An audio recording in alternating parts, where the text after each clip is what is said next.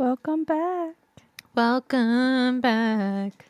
We haven't recorded in God knows how long, and I think I forgot how to. It's been a month, and I think we said that every single time. But That's fair. welcome back. Don't worry about this. What are you doing? I'm opening the cookies. Hi, everyone. Hello. Hello. Quick. Gosh, I don't even know how I want to phrase this. Housekeeping updates. Quick. I would say an update. I think. Yeah. So we've been gone for all of February. So at the time of recording this, it is still February, but on y'all's end, it is March 1st. Oh, At this let me point, look at my. I can tell you. it's March 1st. It's March 1st. We're recording this 2 weeks before that because We're trying to get ahead. We really are. Look, okay, so here's the thing. It's 100% my fault. Like, I'll take the full blame. I'll take the full blame for this, okay? I have so much going on right now. The month kicked off with a hearty death in the family. Did you have to phrase it like that? Like, it's my trauma. And Okay, then that's fair. Work got crazy busy, and then Psychos on the tail end of the last episode, you were actually just starting your migraine. Which actually migraine hospitalized Psychos for a day or so. And we had that whole situation, and then like a week later, not even like a week or two later, you got sick. And you just got over it. Coming off of that. So if I make it through March without anything going wrong, I'll be so happy. Anyway, speaking of March, I'm not going to tell you what day it is, but March is my birth month. Where two things are going to happen. First thing that's going to go past March and like for the rest of the duration of this podcast, is that we are going from 2 episodes a month to an episode every week. So we are now doing weekly episodes. Are you eating right now? No. Why didn't I believe you? You said, why did I believe you? No, why do I not believe you? I don't know. Listen to my mouth. Yes, we are going to once a week, which is super exciting. Not going to be as in depth as I would personally prefer our stories to be, but I'm not trying to be Wikipedia. Joke's on you. You think I'm... It's just going to be so much more. It's going to be more stories, but I think this will be a real lesson in what we have to what is determine. and isn't important. Mm-hmm. Yeah. But yeah, speaking of March, this is also a very chaotic time for me because I am registering for classes and returning to school after the frigid winter of no school. So I'm busy as hell. So we're hoping that this will give us a little leg up, edge, whichever word that phrase means. Either or is fine. Also, if you haven't noticed yet, it might sound a little different conversationally because we are no longer recording in the same room, which is sad, and it's the end of the... We still live together. We still live together. No, it's just different rooms. No, it's the end of the with those randomly yelling things in the background, like the whole what the fuck from like the very first or second episode, I believe. Maybe if I yell really loudly, you'll hear it because you're currently, actually, I think you're physically right above me right now. Kinky. Anyway. Well, I don't know about that. But it'll also mean that you'll have less abrupt cutoffs mid-sentence because unfortunately a lot of the cutoffs that you guys were probably hearing is because I do have a disorder that causes me to clear my throat a lot, make sounds a lot. You probably have picked up on it already. So we had to do a lot of really stiff editing to cut those out so you didn't have to deal with those. But now I can just mute myself whenever I decide to be disabled. You don't decide anything, you dipshit. God damn it. Okay.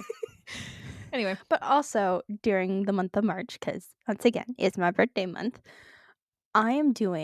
both of us are doing really long cases. Mm-hmm. So all of them, both of our stories are going to be like split up into 5 parts. You guys are not ready for this. Like, You're really not. at all. Are you eating again? No. Downsides of this, I can't visually see. I cannot see Mythos whenever they're shoving shit in their face. I will give you points if you can figure out what color of food I'm eating. If I'm eating food. Well, you're probably eating one of the cookies, so I'm gonna go with white. With the white icing. Yeah, Wait, right. seriously? Yeah, I was eating a white cookie. I'm halfway through it. Oh my god. Well, to be fair, there's only like white or green, so it was a 50-50 shot. Yeah, fair enough. Okay. So, God, we didn't decide who's going first because both of our things are just.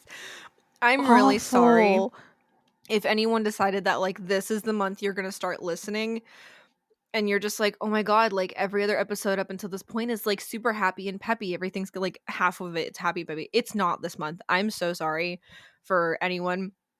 Like, you send us your therapist's bill. This is a joke. Send us your therapist's bill and we'll write a little note being like, we're so sorry, please like discard this debt.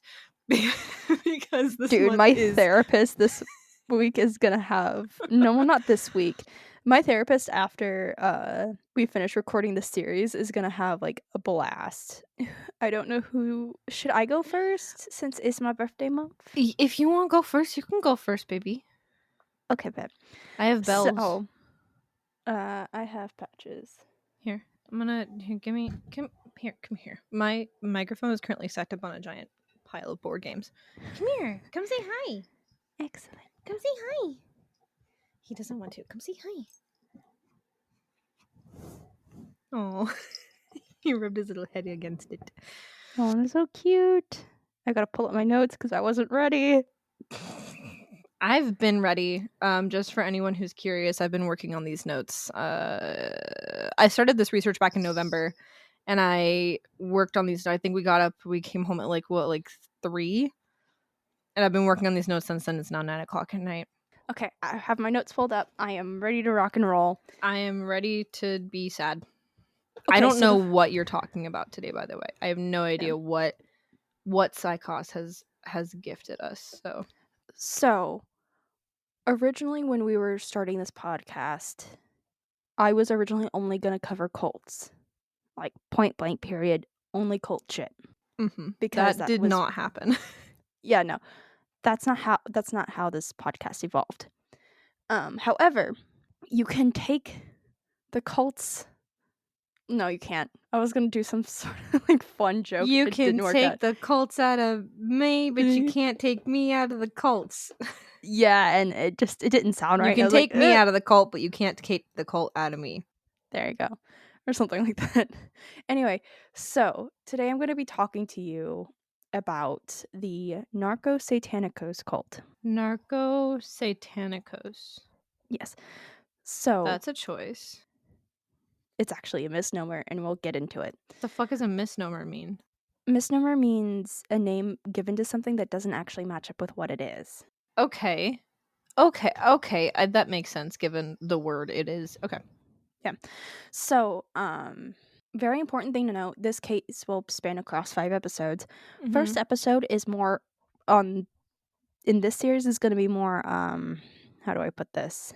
Not educational, but more informative than the others. Mm-hmm. There's not going to be a whole lot of dark stuff. There is going to be some dark stuff, but overall, it's not going to be as dark as the rest of the series is going to be. Okay. Whenever you hear the words, like the name of the cult, Narcosatanicos, what do you think? Like, what pops into your brain? When I hear Narcosatanicos, mm-hmm. sounds like the word narcotics and Satan. So I'm going to say Satan the drug dealer. You're actually not that far off. Am I really not? No, Narcosatanicos was the name given to this cult by, I do believe, the U.S. press. Just like as an entity. So they got their name because they believed that what the cult was worshipping was a form of Satanism, and they were in the drug dealing business, like drug trafficking business. Love that. Narcos for the narcotics side of things, because they were dealing with this is around the time where marijuana was still very illegal. It's It's still still very illegal. more illegal. This was the late 80s, early 90s. Okay. So, but you're also dealing with the cocaine aspect of it too. Actually, one of the dudes I'm about to talk about, we meet him next episode. He was actually fictionalized on the television show Narcos. Never heard of that show in my life. It's like a really popular show about like Pablo Escobar and all of that. Oh, that's fun. So shit runs deep. Mm-hmm. So what the cult actually practiced was not Satanism, though, not in the slightest. Okay. The reason why people started calling it Satanism was because around this time, actually, what do you think was happening in the US around the 80s and 90s? Satanic Panic? Exactly. Hey, look at me go. So smart. So what these religions actually were, because it was a combination of two, because they can be practiced together or separate, and the cult was practicing them together. Mm-hmm. So what these religions actually were that they were practicing was Santeria and Palomayombe. Now, in case you did not know, I don't. Thank you. I meant like given all of the names and stuff. This is gonna be this. Most of this case takes place in Mexico. Okay. Like there are some part, like sometimes where we hop across the border, but for the most part, we are in Mexico.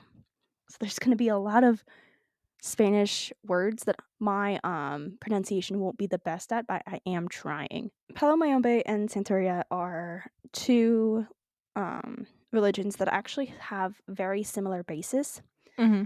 And before I go any further, most of my research for these episodes and this part of this episode was actually a book called Buried Secrets by Edward Humes. Now, this case, because it took place in Mexico, most of the sources are, how do I put this, in Spanish. Yeah, shocker. Shocker. And unfortunately, I have been kind of turned off by like the translation apps from my last couple episodes that I went to like different like we did in different countries, because I know the grammar and I know the information can be wrong and bad. So in order to avoid that, I've stuck with more English based sources. This book was actually like the only book that I could find that was written about the subject, and from what I could Isn't that the see, book that you like bought on like Goodwill's website or something? yes, That's the book that you like bid for? I didn't bid for it. I bought it off of the Goodwill thing. Yeah. You know what's crazy? Can I interject for 2 seconds to talk Yeah, go about ahead. this? So my our manager, your like half manager, he does like he like buys stuff on like Goodwill's website, and that's how I found out that Goodwill had a website that they put like their nice bougie stuff on. I didn't know that. Isn't that freaking weird? Rude. How come they're not sharing that? I The didn't hell? I didn't know that was a thing until you mentioned, and then you mentioned it, and it was weird because you mentioned it to me like the same week that he had mentioned that like that was a thing, because there's this book that he has that I really want, and it's like it's the one that I was thinking about getting on your e-reader or whatever, and I really wanted it, and it was like not fucking able to be found, and I didn't want to order it. And he was like, "Oh, just see if it's on like Goodwill's website." And I was like, "Goodwill has a website?" I didn't know that thrift store was bougie enough to have like they do like auctions and shit, which I think is actually the dumbest thing I've ever heard. Another side thing, calling out my coworker who pulled me aside 3 days in a row to ask me what the name of this podcast was, and then finally actually typed it into Spotify and saved it in front of me because she kept forgetting it. I said I was going to call you on the podcast. You thought I wouldn't do it. I'm doing it right now. I see you. Mr. Crowley, I see you. Oh dear. Anyway, that's all. Yeah, no. Also, this book is sort of Buried Secrets, going back to my source, is the source, from what I've noticed, for the cult side of things. This cult is actually known more for, I don't want to say how it ended, but rather Aren't most cults? Unfortunately, I'll do a Jim Jones People's Temple deep dive one day, and that will take me several months to do. Or, you know, we could like not do that. Or maybe Or it we can could be do a like a Patreon. spin-off. Yeah, it can Spin-off be it can be podcast. a Patreon exclusive podcast series where it's really just us sitting there for 3 hours in silence while you rant about Jim Jones for, you know, however long, and then people look and it's that one lady who's posted like 4 days worth of content about her ex-husband on TikTok. Oh my god, I need to watch that. I need to watch that. I've heard it's fucking crazy. I need to watch it. I'm trying to figure out how to phrase this. So this cult is actually known for the way it ended. Not ended, but rather its last murder. So its last victim, yes, we'll get into it. Its last victim was a young American university student who was actually, I think, going to school to be a doctor. Oh. His name was Mark Kilroy. And the thing that pisses me off about this case, there are things that piss me off about a lot of things. Like, in a lot of the cases I do.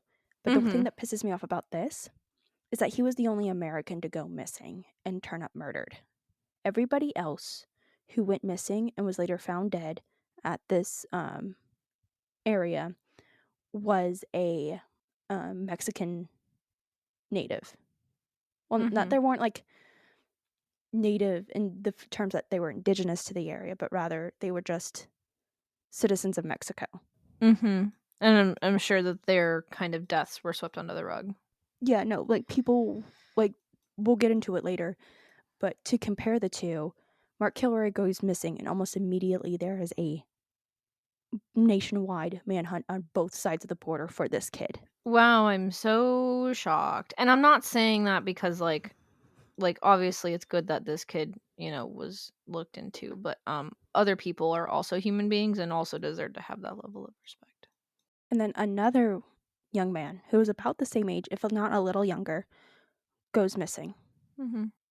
He's not heard from for several days. His mother goes to the police station every single day to try to file a missing persons report. And instead, she's told constantly that, oh, your son just probably skipped over the border. It happens all the time. Don't worry about it. The fuck it does. And it is constant. And even though the police constantly told her, like, oh, he's probably dead, whenever they went to go, like, find and exhume the bodies from the cult's ranch, she was there every single day trying to find her son.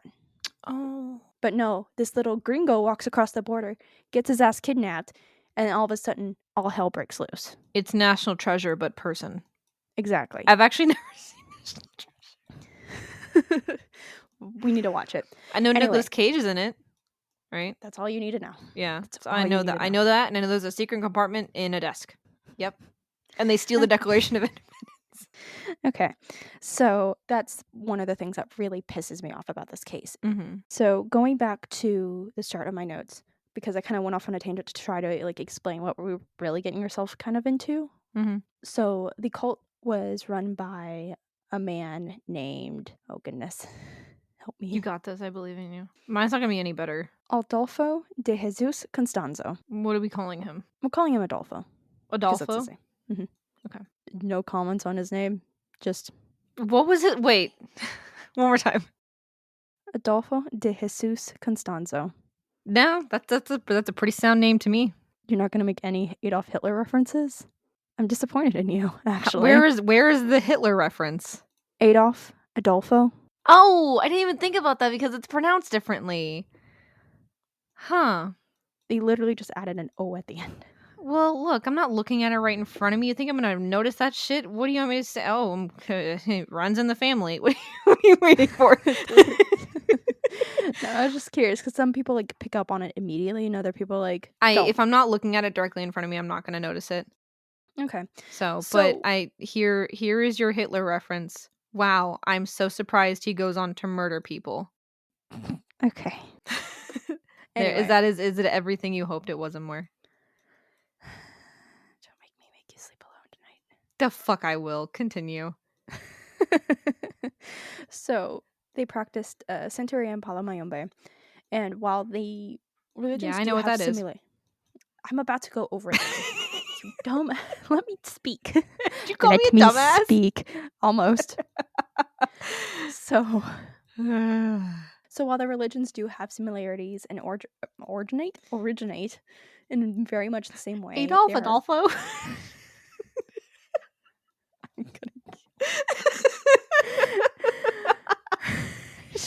Let me finish, please. Go ahead. I'm not even 2 bullet points in.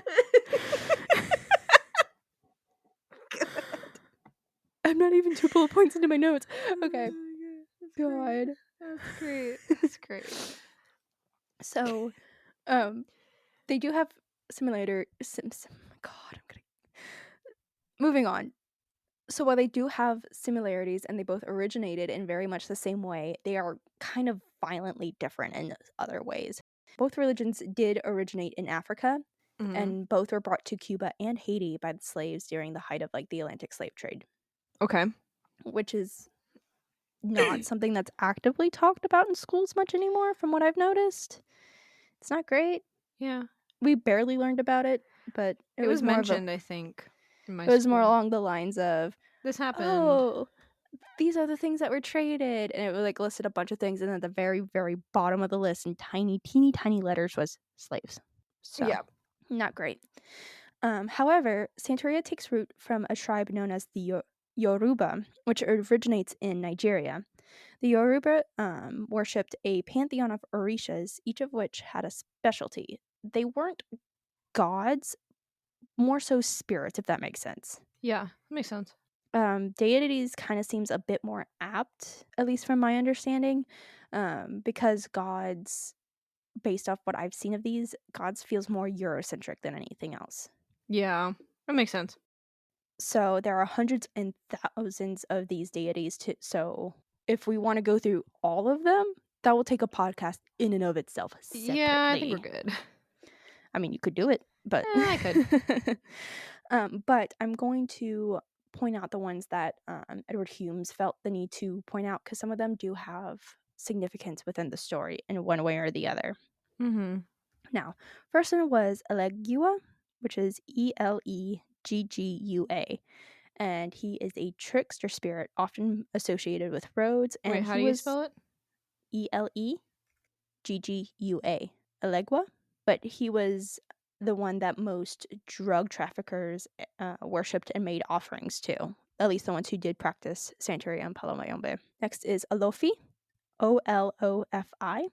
He is the father of all of the Orishas as far as I know, and not necessarily king of them all, but still very important. Next is Chongo, Chango, and a warrior Orisha who is associated with thunder, lightning, and fire. Mm-hmm. And then finally is Oshun, Oshun, and she is a deity associated with love, marriage, and money. So most rituals involving the Orishas do need the ritual sacrifice of an associated animal, since most, if not all, Orishas are associated with an animal, like from like rams to chickens to goats and so on. Yeah. So the blood would be offered to the deity, and the corpses of the animals would be sprinkled with either salt or honey and laid in front of the deity's image. In addition, meals would also be prepared and offered. Now, depending on the offering and the Orisha, believers can find themselves blessed in the matters of love, money, and legal trouble. Most ardent believers believe that these blessings might also include invincibility, invisibility, and the ability to tell the future. There's a lot of abilities here. However, many priests of Santeria perform these rituals in addition to cleansing rituals called limpias, which are very important to this case. Now, in both Santeria and Palomayombe, the more powerful spell you want to cast, the more blood or bodily fluids are necessary. That makes sense. So, the author Humes, I am drawing a lot from his book because he's kind of the source. He actually gives us an example of 2 rituals, which I'm going to go over. But these are both made in honor of the Orisha Oshun, the one associated with like love, marriage, and money. Now, the first one, it involves a young woman wishing to encourage her boyfriend to propose marriage. It requires the caster to light a candle to Oshun with a bowl of honey and 5 hooks, as many deities often do have a specific number attached to each one. Oshun's just happens to be 5. Now, in the bottom of the bowl, there must be a picture of her lover. The honey is like a payment to Oshun, and the hooks will ensnare the caster's boyfriend's loves, encouraging this proposal. Now, on the more intense side of things, a more powerful spell will have the caster take the root of the lily plant, hollow it out, and fill it with oils and turn it into a lamp. However, the wick of this new lamp must be soaked in the sperm of her lover. Oh. Okay. Once the lamp is burning, the caster's lover will be compelled to do whatever the caster wishes because bodily fluids tied his spirit to the spell. The closest thing I can think of to compare this to is the idea that if you have sex with somebody who's on their period, it binds you to that person forever. Mm-hmm. Like, that's the closest thing I can, like, think of to Yeah, it. that makes sense. I feel like there's probably like a lot of crossovers when it comes to how certain like uh things are handled, and I feel like that's one of those crossovers that makes a lot of sense. Yeah. So you kind of see how, from like the beginning, if you need something done more efficiently or more permanently, I think I understand where bodily this is going. fluids are introduced. Yeah, I think I'm getting I think I'm understanding a little bit where this might end up. However, most spells do require a little bit of bloodshed, even the ones most people consider to be quote unquote benevolent. We'll get into this really like as we go on, but the idea that there is light and dark magic, good and bad, it's a really tricky situation Mm-hmm. because I'll bring it up later, but neither of these religions are good or bad. They're just kind of there. They Like they just exist. are. To me, it's the same, almost the same as Christianity, where you can use Christianity for good or bad. The religion itself isn't necessarily bad Mm-hmm. or good. It It just just kind of like depends. is. It depends on the person Yeah, and that who's makes sense. practicing. Makes Now, sense. there is nothing wrong with like using like the blood of animals or like even a little bit of blood from yourself, and it's not supposed to be seen as an evil act. However, as with most things, there's a subsection that does take it further. So instead of seeing the sacrifice as an animal of like the freeing of the spirit to please the Orisha, they see it as the act of taking the life is what pleases the Orisha. Mm-hmm. So like instead of setting the spirit free, and the act of setting the spirit free is the thing that gives like power and grace to the Orisha, it's the fact that you took the life. Mm-hmm. And as we'll see with this case, it doesn't always have to be an animal. Hmm. Now, Santeria also literally means the path of the saints, and from its origins. When Spanish slaves and conquistadors came to the Yoruba tribe and tried to force Christianity on the tribe, the Yoruba merely adapted to more of a secretive way of doing things. So while the Spaniards believed that they had converted, what actually had happened was that the Yoruba continued to practice their own religion under the guise of worshiping the Catholic saints. For example, going back to Oshun, she became Our Lady of Charity, but only in representations of the deity, not a name. By Mm-hmm. doing this, the Yoruba tribe kept their customs and practices and flew under the radar of the people who tore them away from their family and lands and enslaved them in Cuba. Yeah. That I feel like that happens a lot. It's really fascinating. Sorry, I could go on No, for days about this. you're good. Oh my So, I'm gonna keep going with my notes because if I don't shut up, we're gonna be here all day. God. Just keep going. Just keep rolling. You got this. So the Bantu people from the African Congo region also treated their deities and practices in much the same way. However, even though they were also brought to Cuba, the similarities were actually very, very few. While most consider Santeria to be light and life magic, Mayombe is much the opposite. They gain their power from death and decay. While the pantheon within Santeria can be cruel, it is all for a good reason. The Mayombe pantheon appears to be cruel just for the sake of cruelty. Mm-hmm. A very important thing to note after this next point, but like in general, the man who wrote this book is a white man. Amazing. Point blank, period. So going into this, you have to kind of be more aware of the fact that he is a white man and he is writing about religions of people who were enslaved and had to hide their religions in order for their culture and these religions to survive. Remind me what the origin of these people is. Like where? Country Um, wise. Both of them came from the African continent. Okay. Santeria originated from a tribe in Nigeria, Mm-hmm. and Mayombe came from the African Congo. Okay. And this So, somehow ends up being tied into a Mexican cult? Or a because cult that lives in Mexico? yes, because the religions both come from those regions, but they also make their way to Cuba and Haiti. Go, okay, gotcha. I was Yeah, like, where's the bridge? I lost the bridge for a second. no, it's fine.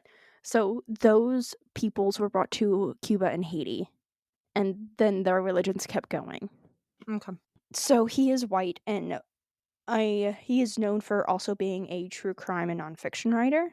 So his biases aren't that prevalent, at least from what I could see in the book. But it's always important to note that he's going to see these as more black and white, just because as a white man living in America, the Christianity as a basis is always going to be there.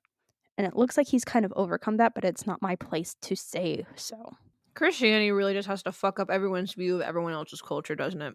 It really does. That's the theme. We found the theme, boys. Santeria seems to be more about taking care of the spirit, while Mayombe is about the destruction of life in the spirit itself. Mm-hmm. The world of the Mayombe religion revolves around the Nganga, spelled Nganga, and this is a cauldron that acts as a centerpiece in every ritual and spell. Mm-hmm. Now, the Nganga is a black cauldron that contains the spirit of a dead soul, captured by the practitioner and forced into almost this spiritual slavery of sorts. Just like a dead soul. Yes. Certain things, as we'll see later on, some people require more fresher souls. Okay. Like, they have to be dead for no more than a year. Oh, okay. Some even fresher than that, if you really want to be specific, but it gets a little dicey at that point. Mm-hmm.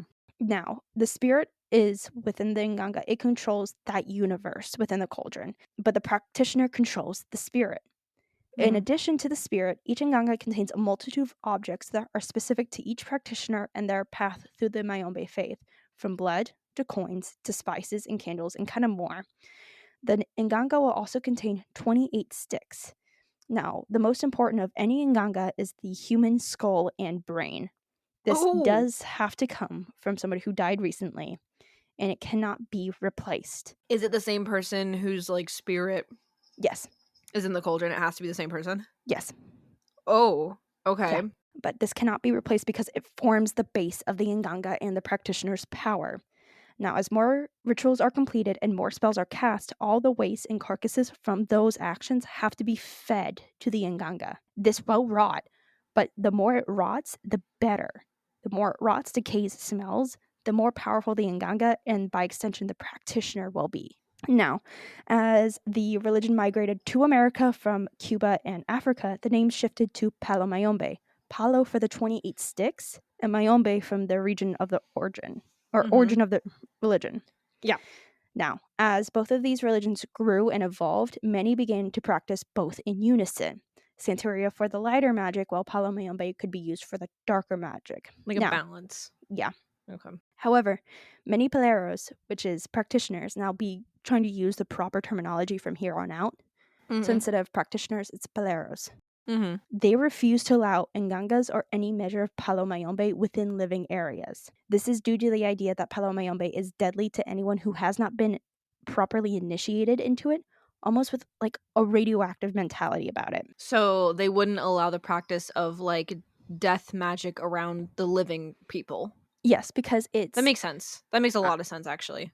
Yeah, in the book they also mentioned that they believe that living things in the household will slowly die, like plants and animals and stuff that are in the household. Because the dead are so...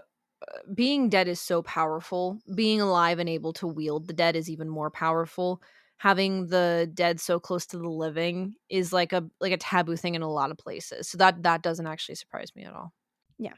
So he also mentions in the book that many paleros are adamant that pregnant women and children must be kept from Palo Mayombe, but there are some who willingly expose their children and themselves to Palo Mayombe, as we'll see with Adolfo's mother. Drama. But he also does refer to the Nganga as like a nuclear reactor of evil, which is shared by a lot of people. Does that mean that this is the Chernobyl of the religion? Kind of. Nice. Like, if you really want to call it that. So, very important thing to note. I will give a disclaimer after this. There are two branches of Palo Mayombe based on what you have placed inside the Nganga once the ritual is completed. Okay. So, the lighter practitioners leave out the dead cat aspect. Because there's a dead cat that has to be put in there. And instead, they replace it with a crucifix and holy water. Okay. Now, these practitioners call themselves Paleros Cristianos. The quote-unquote darker side of Palomayombe is known as Polaris Judios. To clarify, no, it's not from Judas. It's not from Judas. Damn it. It actually referenced Judaism. What? But not in the anti-Semitic way. So it's not a reflection of Judaism itself, but it's more based on the fact that Jews are not baptized in holy water, which is the cure-all for curses in the Afro-Caribbean folklore after Christianity had kind of like forced its way into the religions. Oh. So it's not out of any like anti-Semitic like things that I could see. Wait. It only comments on the fact that these people are not Wait. Okay, I have a question then. And this goes back to the fact that I know nothing about Christianity. Are baptisms supposed to happen in holy water? Yeah, essentially. Like all of them? Mm-hmm. Really? And I thought it was just water.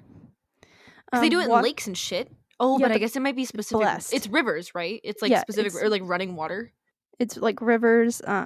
They can do them in pools, but the thing is, like, in order to make the water holy, at least in my case, these people were not these people. These Actually, that areas. thing that they did in that the La Llorona movie, where they just like throw salt in it.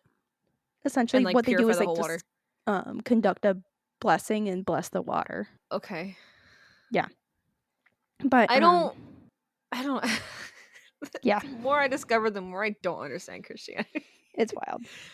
So it's not anti-Semitic. It's just touching like on different religious views. Mm-hmm. They just happen to be Jewish. Yeah. Okay. If there was another religion that was sort of based in Christianity that didn't, they would also be stinky. Basically. Things are wild, man. However, Santeria and Palomayombe are not inherently good or evil. Mm-hmm. There is a certain level of amorality, I guess, that each religion possesses that allows for both to be used for both good and bad religions. Mm-hmm. Many people actually utilize both religious practices and non-religious practices for everyday ailments and concerns. What can like be faith used healing. Exactly. Okay. But they'll go to oh gosh, there was a good example in the book. Like somebody will go to a faith healer, but then will also go to a regular doctor at the same time. Oh, interesting. So they'll use both back and forth. Okay. It's very important to note that these religions are not those that can be blamed on the education levels of the practitioners. Mm-hmm. Believers actually comes from all walks of life. However, many believe that if you do not come from the same background as the religions themselves, then you should not be practicing. For this podcast, I've tried to look for very public information in regards to both religions, is because I'm not really sure if they're actually open or not. I don't know if they're closed or not. There's no... It might be one of those things where like the information is available, but it won't work for you unless you're from this area. Because I feel like there's a difference between a closed religion and open religion, obviously, and then like a religion that is willing to be known but not willing to be practiced by everyone. It's like you can see what we do, but I mean it's stupid if you try to do it. You know what I mean? Yeah. And the reason why I also bring this up is that the people who eventually do get indoctrinated into the cult actually don't come from the same background as Adolfo and his family. So for them, it wouldn't work for them then. Yeah. Okay. If the religion is as closed like that as we think it is. Yeah. Makes sense. Because of the way that both Santeria and Palomayombe began, secrecy is very much prevalent. Christians and Christian-aligned practicing people are very much distrusted. In fact, we'll see just how Christians are perceived by Adolfo and his followers later on. Ooh, drama. It gets wild. Oh. So with this background, kind of complete, I'll be throwing in more tidbits as we go on and sort of like reminders as we go. We'll move on to the main player, Adolfo de Jesus Constanzo. He was born in Miami on November 1st, 1962, to a 15-year-old woman named Delia Aurora Gonzalez de Valle. She had fled Cuba during the Cuban Revolution. So the Cuban Revolution background is when Fidel Castro took power. I don't know who Fidel Castro is. I don't know if he's alive or dead, but he's essentially a Cuban I feel like he's dead. Dictator. Yeah. I knew that he was a dictator. I don't know if we like him, or I don't think we like him if he's a dictator. No, but he was, like, I'm not saying that he was the one to bring communism to Cuba, but it definitely got worse once he was in power. Gotcha. Man, yeah. Communism is a bitch. Delia would go on to have 3 more children, by like 2 or so more fathers, but she would dote on Adolfo the most. And in return, he would be a fervent mama's boy until the day he died. And the fun thing about this research I got, I have fucking quotes. You're not going to get those yet, but I have quotes. Now, when Constanzo was 6 months old, so Adolfo was 6 months old, Delia took him to see a Haitian palero. According to journals and recountings of this day by Adolfo himself, he was silent as the palero looked him over, and apparently this palero saw something within Adolfo because he announced that he would become Adolfo's padrino, which is godfather, offering to train him in the ways of Santeria and Palomayombe. Now, Delia at this time was already a priestess of Santeria and was thrilled by this. She accepted, and then at this point in time was when Adolfo's fate was seemingly sealed. Now, Adolfo would later admit that his early memory was that of a chicken's death rattle, as his mother slit its throat and offered it to the Orishas. Okay, that's a choice. Adolfo's padrino was one of the few practitioners who practiced the darkest parts of Santeria and Palomayombe. He taught Adolfo everything, from the history of the religions to how to practice them. He was taught myths and the lessons to be learned from them, but due to the fact that his padrino was seemingly consumed by the darkest parts of the religions, Adolfo grew up with a more fascination and talent for the more gruesome and horrific spells. Side note here, I have no idea where to put this. I didn't know where to put this. So it's going here. But Adolfo's padrino sexually abused Constanzo from a very young age.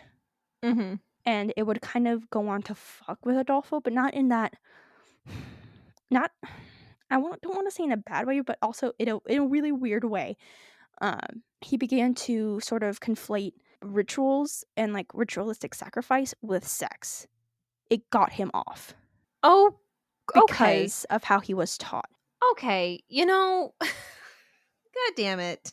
So while training, Constanzo learned that until he was fully initiated, he would not be allowed to look within his padrino's inganga because doing so would kill him. He was blindfolded whenever his padrino led him into the shed where the inganga was being stored. Oh, like literally like a nuclear reactor. Yeah. Oh, shit.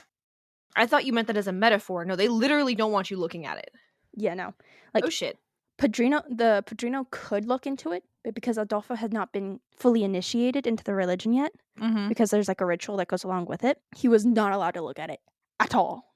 But Adolfo could not wait to have his own, and Padrino's words would only serve to sort of stoke that fire. He told him, quote, "You will have the greatest inganga of all," end quote. The Padrino worked in the drug trade, where Adolfo would later end up, but his job was to conduct rituals to ensure the safety of the drug runs and to prevent the police from catching on. However, he forbade Adolfo from ever partaking in the drugs, as taking any illicit substances would result in death when the spirits entered your body during rituals when they found like a less than pure host. Okay. So, very important thing to note about Palomayombe and Santeria. Spirits, whenever you're conducting a ritual, spirits are supposed to sort of possess you. Yeah. It's a very, I hate to say this because it seems almost disrespectful to say, but it feels like a very theatrical religion. Yeah. And I don't mean that in a negative way, but you'll see what I mean as we go on. He also taught Adolfo that non-believers were nothing less than animals. Shine.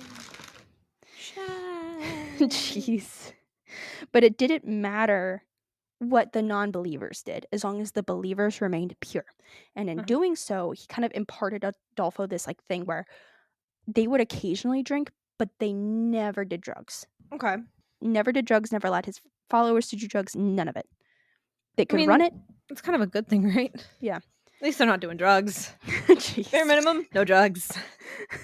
Dare not to do drugs. They dared to not do drugs. And you know what? I'm proud of them. I am too. I don't know if I'm proud of them for anything else they did, but I'm proud of them for not doing drugs. Yeah. So, as Adolfo grew up, he found that smells that were normally associated with childhood were kind of unusual to him. So, when you wake up in the morning and, like, I'm just gonna do, like, a stereotypical, like, thing. You wake up in the morning, you smell coffee, breakfast is going, you can hear outside, somebody's probably, like, freshly cut their grass, so you can smell that. Stuff like that. Definitely. He did not like those. Those actually made him a little bit nauseous until, like, his adulthood because he grew up surrounded by, like, death and decay. Okay. He was used to the smell of rotting things because Delia was a hoarder, and it was disgusting. Me too. But he didn't receive any toys or candy as rewards for good behavior. Instead, he was given animals to sacrifice. Okay. So Chill the fuck out.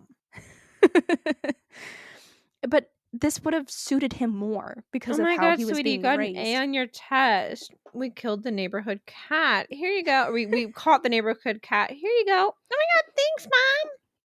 Kid walks into school the next day. My mommy gave me a cat to sacrifice. Your mom did what?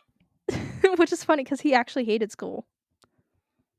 He was incredibly intelligent, and he could have gone on and continued to go in school, but it bored him.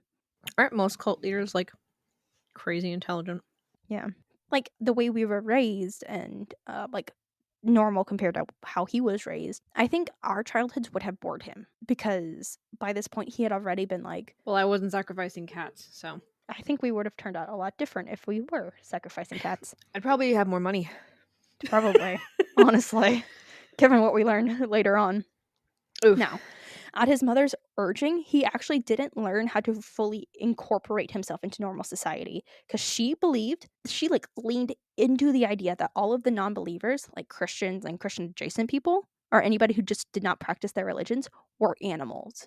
Okay. Less than animals. Okay. Choice.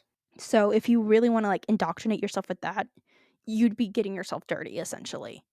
Cool. Love that. He didn't actually physically fight people because he was bullied. I mean, weird kid sacrificing shit, he's gonna get bullied. He didn't physically fight. Instead, he cast curses with the help of his mother and his padrino. Okay. Now, Delia, his mom, was super fond of leaving dead and rotting animals on the doorsteps of the neighbors who wronged her in some way, shape, or form. Okay. Okay. And the worst thing you could possibly do was not insult her, not insult her weight, none of that. Worst thing you could possibly do to her was insult her son. Facts. That like unleashed a level of hell. But it didn't matter about her other kids. But if you said something bad about Adolfo, shit hit the fan. You're fucked. You're getting cursed, my guy. Like I said before, she was a hoarder, but instead of like hoarding shit like mail and random fun things you find at the thrift store, she hoarded death, essentially. Okay. He grew up surrounded by corpses and mess. Now, later on in his life, like up until the day he died, he was a clean freak. He wore all white. He like kept his houses, because he had multiple. He kept his houses like spotless, all except for the rooms that would contain the nganga. He would kind of compartmentalize things, and you could kind of see like peek into his brain whenever you went into his house. Mm-hmm. Everything was spotless. Everything was nice, all except for that one room where he conducted his rituals and held his like little nganga. That was the room that was allowed to get messy and gross and disgusting because it had to. Yeah. For about 10 years, the first 10 years actually of Adolfo's life, the family would actually live in Puerto Rico before they moved back to Miami. Not much is known about this time in Puerto Rico, but once they were back in Miami, Delia became an instant menace to her neighbors. To society. She literally was. She would begin a lifelong habit of not opening doors to anybody. Going Rude. from home to home. Once people came knocking for rent and then eventually to evict her, and it just didn't. She refused to open up. Refused. No, thank you. Goodbye. That's a choice. One story that he brings up in the book is this, like, there's police banging on the door, and Delia only opened it up once they threatened to kick it down. And they saw her children, not Adolfo, because Adolfo at this time was actually living in Mexico City, but they saw her children, like, disgusting and wearing, like, awful clothes, and, like, there was, like, death and, like, feces everywhere around the room, and, like, she wasn't paying rent. She was actually squatting at this location. Mm-hmm. And she was wearing, like, really expensive furs and, like, had really expensive shit. Mm-hmm. The police officer looked at her and was like, why do you live like this if you don't have to? Because clearly you can afford better. Clearly you can afford to pay your rent because of all like the expensive shit that were gifts from Adolfo. Mm-hmm. And all Delia did was stare at her. She got charged for being a neglectful parent, was in jail for 6 months, but her children were never taken away from her. Of course. Of course not. I cannot express to you how little she actually cared about her other children. It was like they didn't even exist to her. Mm-hmm. She only cared about Adolfo.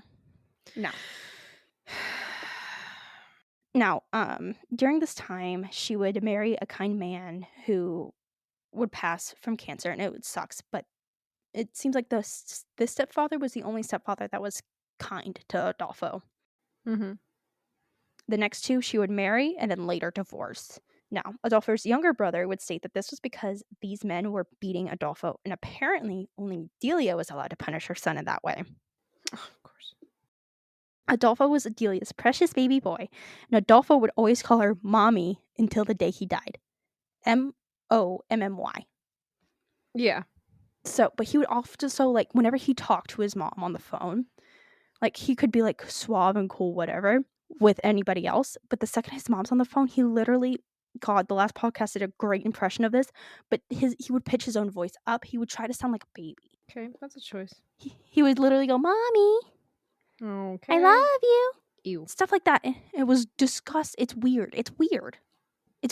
I think it's weird. Anyway. No, I agree with you. That's weird.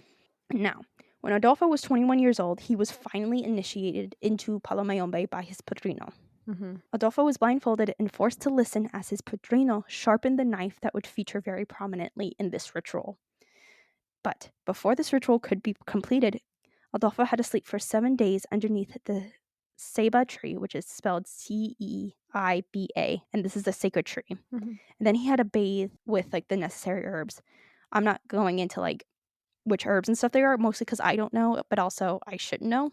I'm not giving this information out. This isn't a to-do list. This is not my responsibility. And then finally, he was dressed in white robes that he had to bury for 3 weeks in the freshly dug grave. Mm-hmm. He then said his thanks and gave the offerings to Kadimpembe. Now, Kadimpembe was Adolfo's personal spirit guide, and for the lack of a better comparison, essentially the devil. Okay. Yeah, it's weird. Constanzo's padrino then asked him a question that he had to answer before the ritual could begin. Quote, "Is this what you desire? For after the day, there is no going back. Once you accept Kadimpembe, once you are reado, God is no more for you. Your soul will die." And then Adolfo said with no hesitation, "My soul is dead. I have no God." Mm-hmm. Then the padrino began to chant as he brushed Constanzo with the branches from the ceiba tree, summoning the spirits needed. He then ran a live chicken all over Adolfo's body, drawing out every impurity that may have tainted the young man. The chicken's throat was then slit, and the blood was fed to the Nganga to give power to the ritual, and then essentially to Adolfo. The padrino then purified the blade by lining gunpowder on the blade and igniting it. This is something that comes up a lot in certain rituals. Like they will like heap gunpowder on it and then light it. It's weird. Mm-hmm.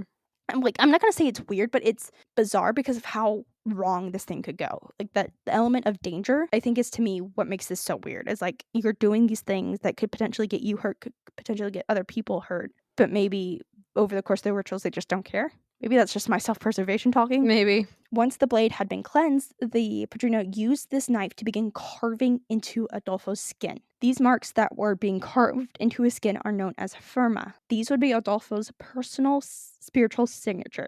Once these were completed, the blindfold was removed, and Adolfo's padrino gave him the kisingue, which is a Palero's scepter. This one was made out of a tibia and was like polished. Mm-hmm. The rayado and palo was complete. Adolfo was now a palero, a practitioner of Palo Mayombe. Growing up the way he did, Constanzo was doomed to essentially be an outsider. He was never really interested in school or work in general. He was more than intelligent enough to go to school and work at whatever he really wanted to do, but it wasn't fascinating enough. It wasn't stimulating enough. Mm-hmm.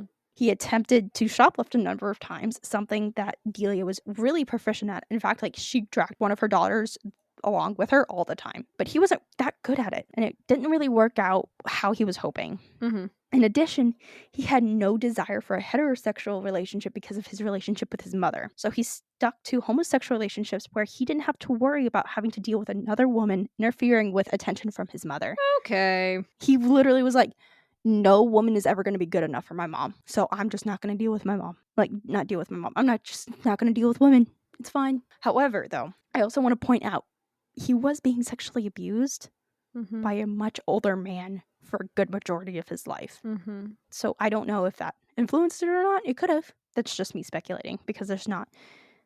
He left behind so many journals and things, but we don't know how much of them is true or not. So in mid 1984, Adolfo would leave his mother and padrino in Miami to full-time live in Mexico City. So up to this point, he had been visiting back and forth, and we're about to jump back in time to where he kind of like started visiting Mexico City. Mm-hmm. But for a time, he lived in Miami, but was visiting Mexico City going back and forth. Mm-hmm. Now, in mid 1984, he would leave them and move there full time. But Santeria and Palomayombe were not popular in Mexico at the time.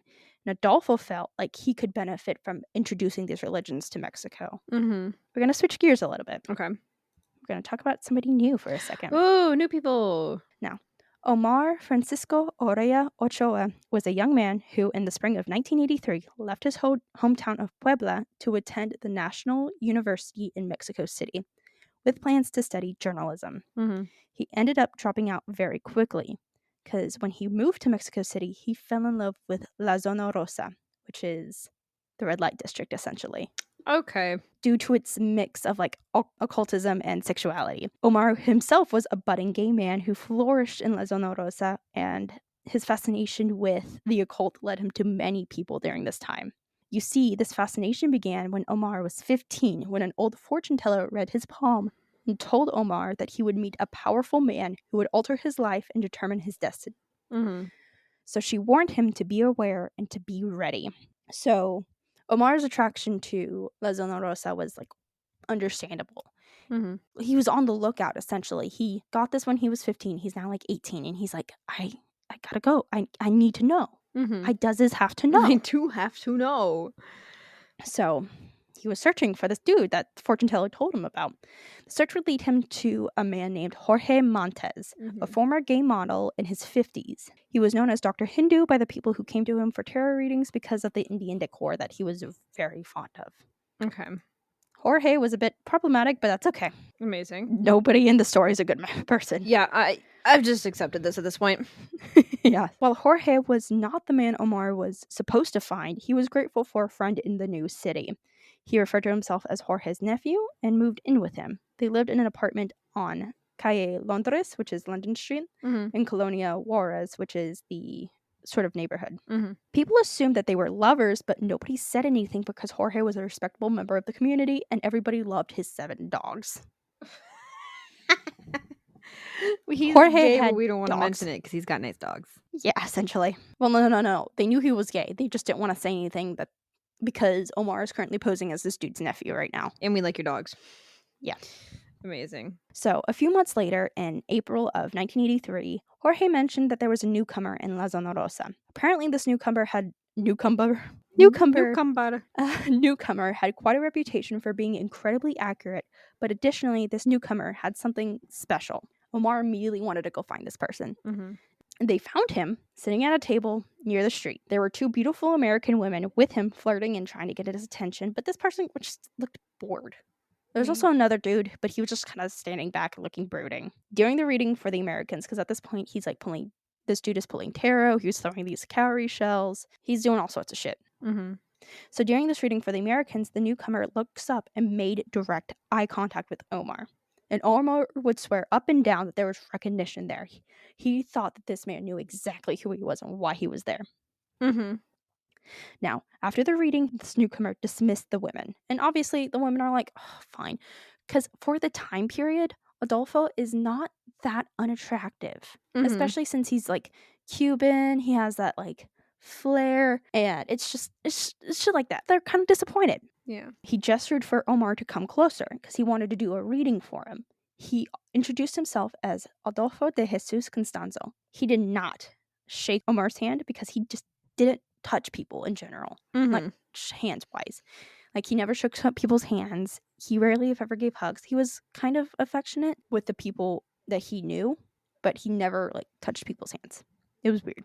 Fair enough. But he had Omar sit in front of him so he could deal the cards. Now, Omar would be, like, looking around, and he notices this dude standing beside Adolfo, and he felt like this man was jealous of Omar. Ooh, drama. For, like, some reason. And Omar did not know. Omar didn't know what this dude's deal was. I love it. And Adolfo introduced this man as Martin Quintana Rodriguez, his bodyguard and right-hand man. Now, during the reading, Adolfo would reveal, like, small things about Omar's family, things that were secret. And what made Adolfo really pop, and this is what made him kind of popular in La Zona Rosa and beyond, he didn't speak in the way that sounded like fortune cookie papers. Like, it wasn't like generic shit.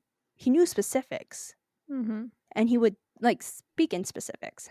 He looked really bored, and he almost sounded bored, like, while he was just, like, spilling these little things. And then he got fascinated. He started turning over cards, and he said, quote, "You're about to fulfill a prophecy from your youth. An old woman told you to be ready for this moment. She told you to beware, but there is nothing to be wary of now. Do you not feel that I am right?" This entire time, Omar swears again that he feels like the world is slowing down. He feels like the start of almost obsession with Adolfo. He's literally falling in love with Adolfo as they speak. And Martin? Not thrilled. He's not pleased. Amazing. Omar, like, blurts out that he's been waiting for Adolfo. And Adolfo just smiles and says he knows. Which is wild. It's creepy. Now, once the reading is over, they talk more. Martin starts dropping insults like they're at a roast battle. And like, directed at Omar. And Adolfo, like, shuts that shit down.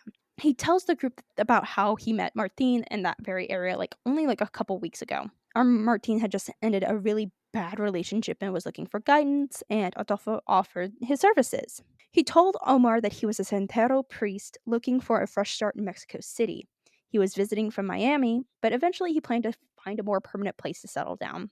Omar was completely fascinated by the idea of Santeria because he knew very little, and it played into his, like, occultist fascination perfectly, honestly. Jorge, on the other hand, wasn't so sure right away, but he cared deeply for Omar as a friend and decided to accept Adolfo's offer of teaching the two everything he knew. As time went on, and Adolfo visited more, he was able to correctly identify more and more about Omar, things that he had not shared with Adolfo previously.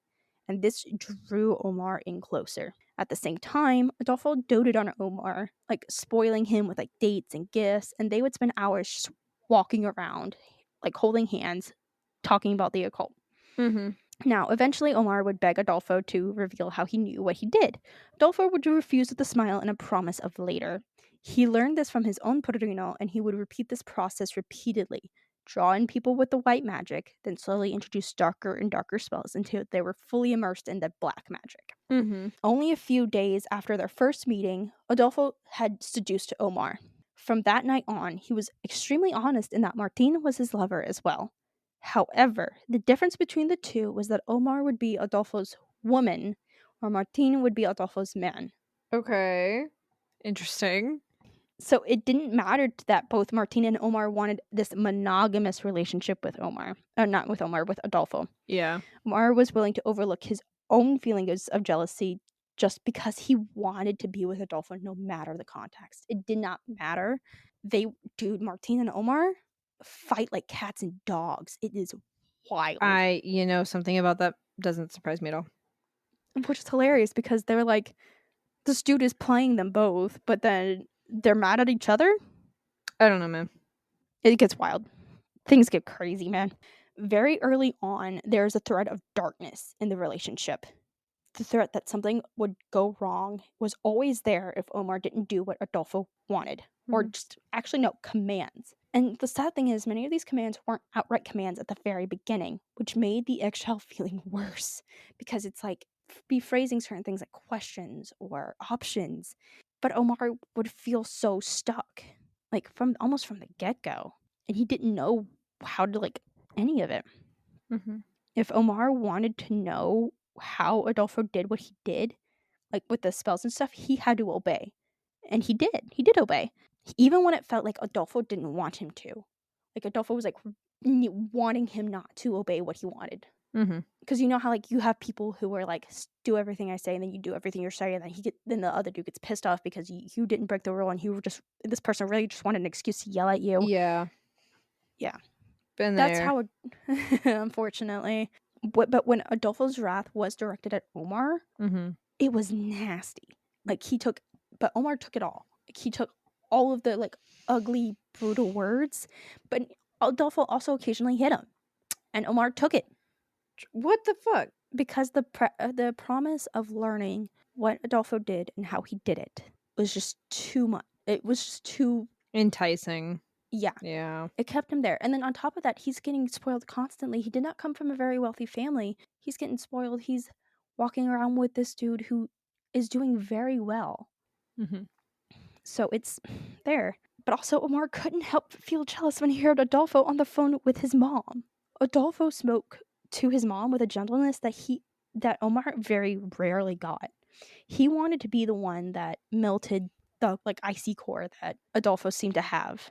Oh god, the I can fix him trope, really? Yes, it's sad, but he just wanted affection. And this dude was going to be the man who changed his life and determined his destiny.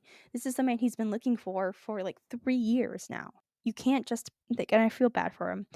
But Omar would later go on to say that he would do anything for Adolfo because, quote, I feared him and I loved him, end of quote. Okay. Like I mentioned before, mid-1984, Adolfo moved to Mexico City permanently. And by the end of the year, Martin and Omar both moved in with him.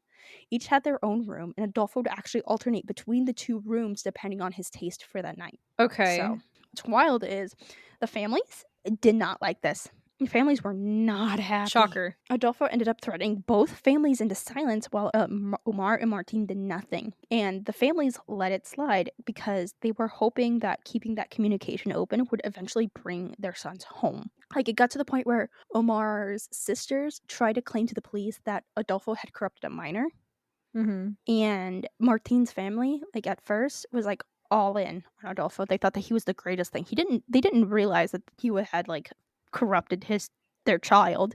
But Martin's brother might have let something slip, and Adolfo threatened him. He fully threatened to like use him in like a ritual. And this was before they started doing like human rituals. Jeez. But like everybody just like kept quiet because they wanted to like leave the thing open because Martin could come home at any point in time, so could Omar. Martin actually had a girlfriend at the time when he moved in with Adolfo, a young woman named Mara. Now, Mara was a bruja. And a what? She was bruja, a witch. Oh, okay, gotcha.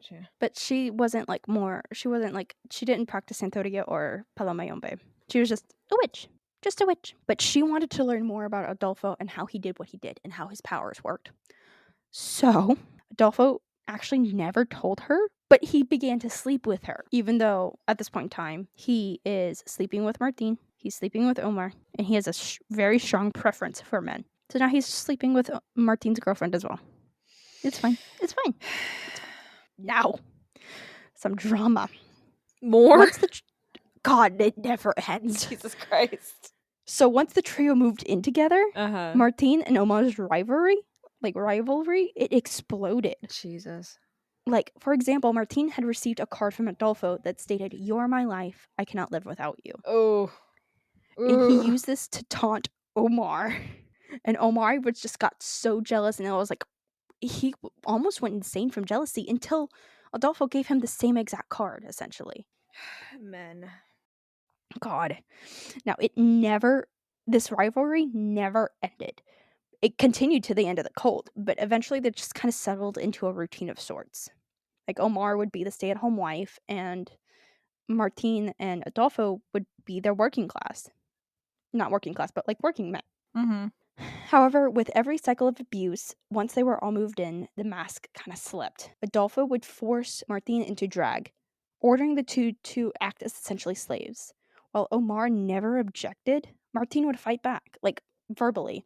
And these would be with explosive fights that usually ended with Adolfo beating the absolute shit out of Martin. And Martin would not physically fight back, but he could have. He was stronger, he was bigger, he was more intimidating than Adolfo was, but he never raised a hand back. And then Omar would be hiding under the bed to avoid all of this. So inevitably, this would end with Martin packing up his bags and going home. Adolfo would show up outside the house in his car and threaten to kill himself, Martin, or both of them if they didn't come home. He would say shit like, "You are my wife and you should be with me." And the whole time he would be crying and banging on the steering wheel, like, and honking the horn. He was literally going insane in the car just to get them home. And these moments would convince Martin that Adolfo really did love him. He was just a little fucking batshit, but he loved him. And he would return only for the cycle to repeat every few months.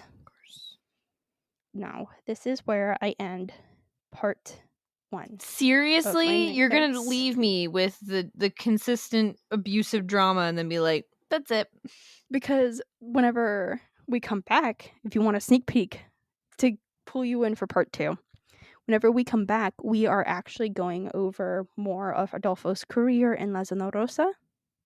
And then ending part 2 with their very first human sacrifice. Oh, God, I forgot about the human sacrifice. I was so caught up in the gay drama. I'll be so for real. The drama only gets worse, man. Oh, great. But how did you like part 1? I hated it. Thank you so much. I know that this turns into a cult, and I can already see like the abusive relationship forming. So I'm not surprised that this turns into a cult. I'm just disappointed that it couldn't have just been like fun gay drama. It has to turn into like abuse, and then a cult somehow forms in the middle of all of this. And it would be nice if that like didn't happen. But you know, I guess we just don't get good things in life, do we? Unfortunately, we don't. You know what? It's fine. It's fine. It's totally. Unfortunately, though, I will give you like a little sneak peek to one of the later episodes. Probably more the last episode. But that card that Martin got, there is a reason why Martin did not live past the final day and Omar did. Oh? Omar, the quotes that we have from Omar come from his own testimony and from police interrogations. We have nothing of Martin's aside from what other people remember him saying. Oh, God. Man, can't have shit in Detroit.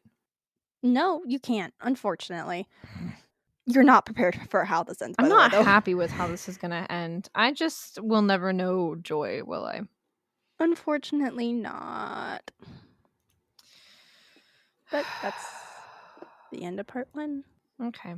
You know what? I thought once maybe I'd be happy, and then I remembered that we had this podcast. Now I just live in the drama of it all. No, because here's the thing. I had this knowledge stored up in my brain for like a month. Not for a month. I knew about this cult. I knew like not almost everything about it. I knew a good bit about it. But I needed like the book to like fully like flesh out what I did and didn't know. Yeah. But I've been dealing with like this information living in my head for like years. And you're just like, I have to tell you, Mythos. I have to tell you, and I'm just like, okay. And then you tell me, and I'm just like, fuck. No, and you know what's fucking crazy though? Crazy? Like, what's crazy? Sorry. No, it's just so wild. Like this man claims that claims that he's gay. Claims that he's gay. But he ends up taking like a few more lovers, and they're almost all women. Okay.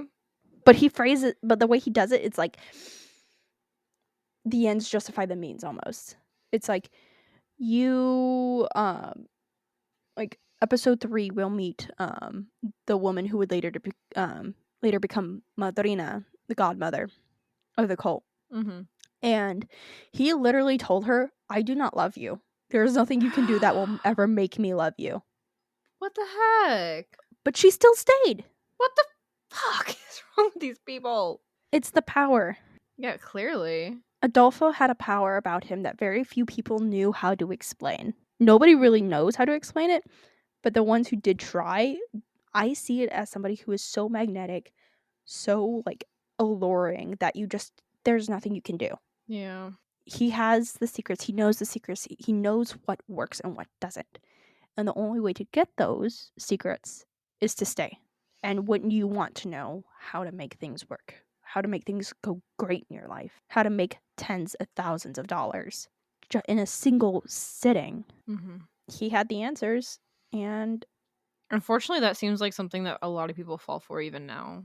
Like, it is. you know, I can tell you the secret on how to make money. I can do this and that for you, and people just eat that shit up, you know? But yeah, but you know how whenever you go to like psychics and tarot readers, they're using broad statements. They're Yeah. using like the broadest of things because they don't know. They're just throwing shit at the wall that sticks. But this guy was like, he knew details. Yeah. He knew shit that he should not have known. Is there an explanation for that later on, or is that just like a thing with him? There's kind of an explanation for it later on, but the explanation for it, like, he ends up like getting an informant who works with the police. He gets 2 actually. But these 2 men wouldn't come around in the early days of his time in Mexico City. So the early days of his time in Mexico City, he's doing it alone. So he doesn't have the resources yet. Mm-hmm. After a certain point, he does have the resources. Personally, I am of the opinion that Jorge, the dude who befriended Omar, even though they both kind of joined up around the same time, it's of my opinion that he let something slip and started like sharing information. Because it's not the first time, because Jorge later does this later on. Like, he sort of becomes this like informant for Dolfo. And I think we kind of see that happening now, but I could be wrong. Because there's no real set explanation for how he knows the things that he does at this point in time. And even the explanation we get later does not cover this part of time. That is this. Thanks. Oh, like, you're not about to rip my heart out my chest. Hey, not yet. I do that like a couple episodes in, but not yet. I mean, this is the most how do I put this, lighthearted of the series. Makes sense on my end. Yeah. So okay, well, let's get into the drama that is my story. but I'm so excited. I'm gonna be snacking because I normally never snack, and I want to snack. You ready? I'm about to bust open my Cadbury mini eggs. I keep hearing shit. I'm assuming it's just the cats playing, but I keep hearing shit. Well, you're also in the basement. The basement's fucking haunted. Don't say that while I'm down here. I'll cry. Well, I'm right here. I know, but you can't come downstairs. I'll cry. I'm sorry. My massive story. So I wrestled a lot with this, actually, deciding if I wanted to do this story this month or not, because I felt like no matter how much research I did, I was like severely unprepared for like tackling this big of a story. However, I physically don't think that I could ever have the right amount of time to go in depth with this there's so much. There's literally so much. And I've been researching this so much that there's actually a lot of this that I haven't even written down. It's just like stored in my brain because this has just been my life since November. So for the month of March, if y'all didn't look at the title and don't know what we're doing, I am covering the Romanov family, specifically the last reigning emperor, Nicholas the Second. Nicholas II? The thirst. Nicholas II of Russia. His father was Alexander III, which is why I got confused. I'm covering Nicholas II, his wife Alexandra Fedorovna, and their 4 daughters, and their son, and their eventual execution. So I'm going to be breaking this up. I haven't officially decided how I'm going to do this yet, but by the time that this is out, you'll know. But this episode is going to be covering Alexandra, who I'm going to be calling Alec, and Nicholas from their births pretty much up until the kind of when their kids were born. I'm going to be throwing in some details later on. I'm not going to be going too in depth on the kids because I am doing their own episodes for it. So next episode is going to be Olga and Tatiana. And then after that, I'm going to be doing Maria and Alexei. And then I'm going to be doing Anastasia separate because I'm gonna go it hard on this fucking imposter that like Oh my god. Anyway. And then if I can You know avoid what you it, should also do during your Anastasia episode? I don't want to talk about the movie. You can talk about the movie. Don't We talk should about watch the the movie. musical. Don't want to talk about the Talk movie. about those. Oh my god. If I can avoid talking about Rasputin, I'm going to. But if I have to, I will. Just know that I don't want to. I don't like this guy. He makes me very uncomfortable. I was gonna do this like really intense thing where I like talked about how they were found and all that stuff together, but I am not doing that because I'm gonna the last episode I'm going to be going in depth on their execution, from their kidnapping up through their execution, and then finally to how their bodies were discovered twice. I'm sorry, you said twice? Yeah, their bodies were discovered twice. So before I get too far into this, so I am going to be pulling from a lot of different resources when it comes to this month's episodes, but the two books that I really heavily relied on for my research, on top of some like episodes and of YouTube videos and some TV shows and whatnot, but the two main books that I heavily use for references for this episode in particular is, and really all these episodes, the Romanovs, which Psychos very kindly bought me, by Simon Montefiore. I'm probably pronouncing that wrong. And that covers the entirety of the Romanovs from the initial, I think it was Michael the First who took over. Don't quote me on that. The other book that I'm also referencing is The Romanov Sisters by Helen. Oh God, I'm sorry. I'm gonna mispronounce your last name. Rappaport.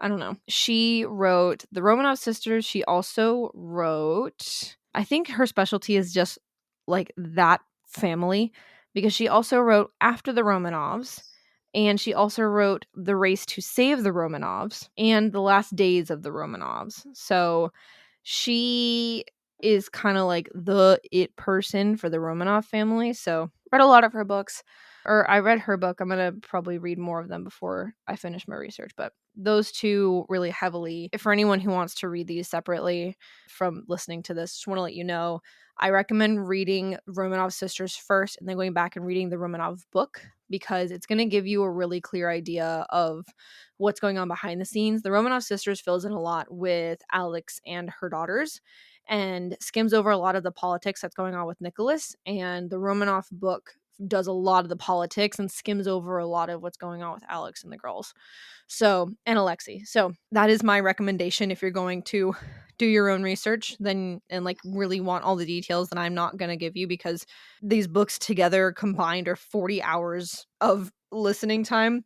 That is my recommendation for reading those. But anyway, so I know what I'm going to be checking out later after this series. You can just borrow my copies of the book where I've written in them. Oh, please. I love borrowing copies of people's like annotated. I need to take better notes. I really need nice. sticky notes because I write a shit ton. The margins, not enough space for me. We're going to start with Alexandra. So, Alexandra was born June 16th, 1872, to Alice of the United Kingdom and Louis, or probably Louis the Fourth, if I can read Roman numerals, Grand Duke of Hesse and by Rhine. I don't know what that means. It just is what it is. She was born as Princess Alex Victoria Helen Louise Beatrix of Hesse and by Rhine. She was the fourth daughter of the couple, and she was the sixth child to be born. So she had two older brothers and I think one younger sister, and I think she had she had a sister younger than her, and I think she was the second youngest. Don't quote me on that though. So her grandmother is Queen Victoria of the United Kingdom. So that's kind of that's kind of that vibe. She was kind of the golden child of Queen Victoria. She was like the one that she doted on the most, and it was remarked that she was the most handsomest baby she had ever saw. Queen Victoria said this about Alex when she was born. She was given the name Sunny because she was such a bright and happy child. The four daughters of Alice and Louis the Fourth were considered the flowers of Queen Victoria's flock of granddaughters. So they were kind of like the it girls of that like court, which is really ironic considering where they're from. But they were pretty much all celebrated for their beauty, their intelligence, their charm. But Alex was considered to be the most beautiful out of all of the girls. And she was described as having blonde hair and bright blue eyes. She's a very, very happy kid. That doesn't last long. Oh, no. So Hesse, which is where she's from, is a territory in Germany. It's not impressive. So Hesse was poor, pretty much powerless as far as like territories went in Germany. And the capital of Hesse was said to be a place of no importance and the dullest town in Germany. It's actually also described as... How do you end up as the dullest town in Germany? No, literally. It was described as the place you go through to get to somewhere else. Oh, no. That was the capital of Hesse. So, no, you know how people like fly from like the East Coast to the West Coast to the West Coast to the East Coast? The middle of the country is The middle of the country is Hesse. Sorry. No. Sorry. And just like that, we just lost. I'm so sorry, Midwesterners. I'm really sorry. So Alex's mother, Alice, she had originally wanted to be a nurse, but she ended up being married off to the Grand Duke, and so she would instead spend a lot of her time at hospitals taking care of her kids, being really hands-on when they were like sick. She also insisted on breastfeeding, which was considered very gross at the time. But she was a very hands-on mother. She spent a lot of time at hospitals volunteering as a nurse, which Alex also does a lot later on. It's a big part of the kids' childhood growing up. Alex would consistently take her kids outside, letting them play in nature. So they would also get really small allowances that they could spend, but not a lot, because their household was actually very, very poor.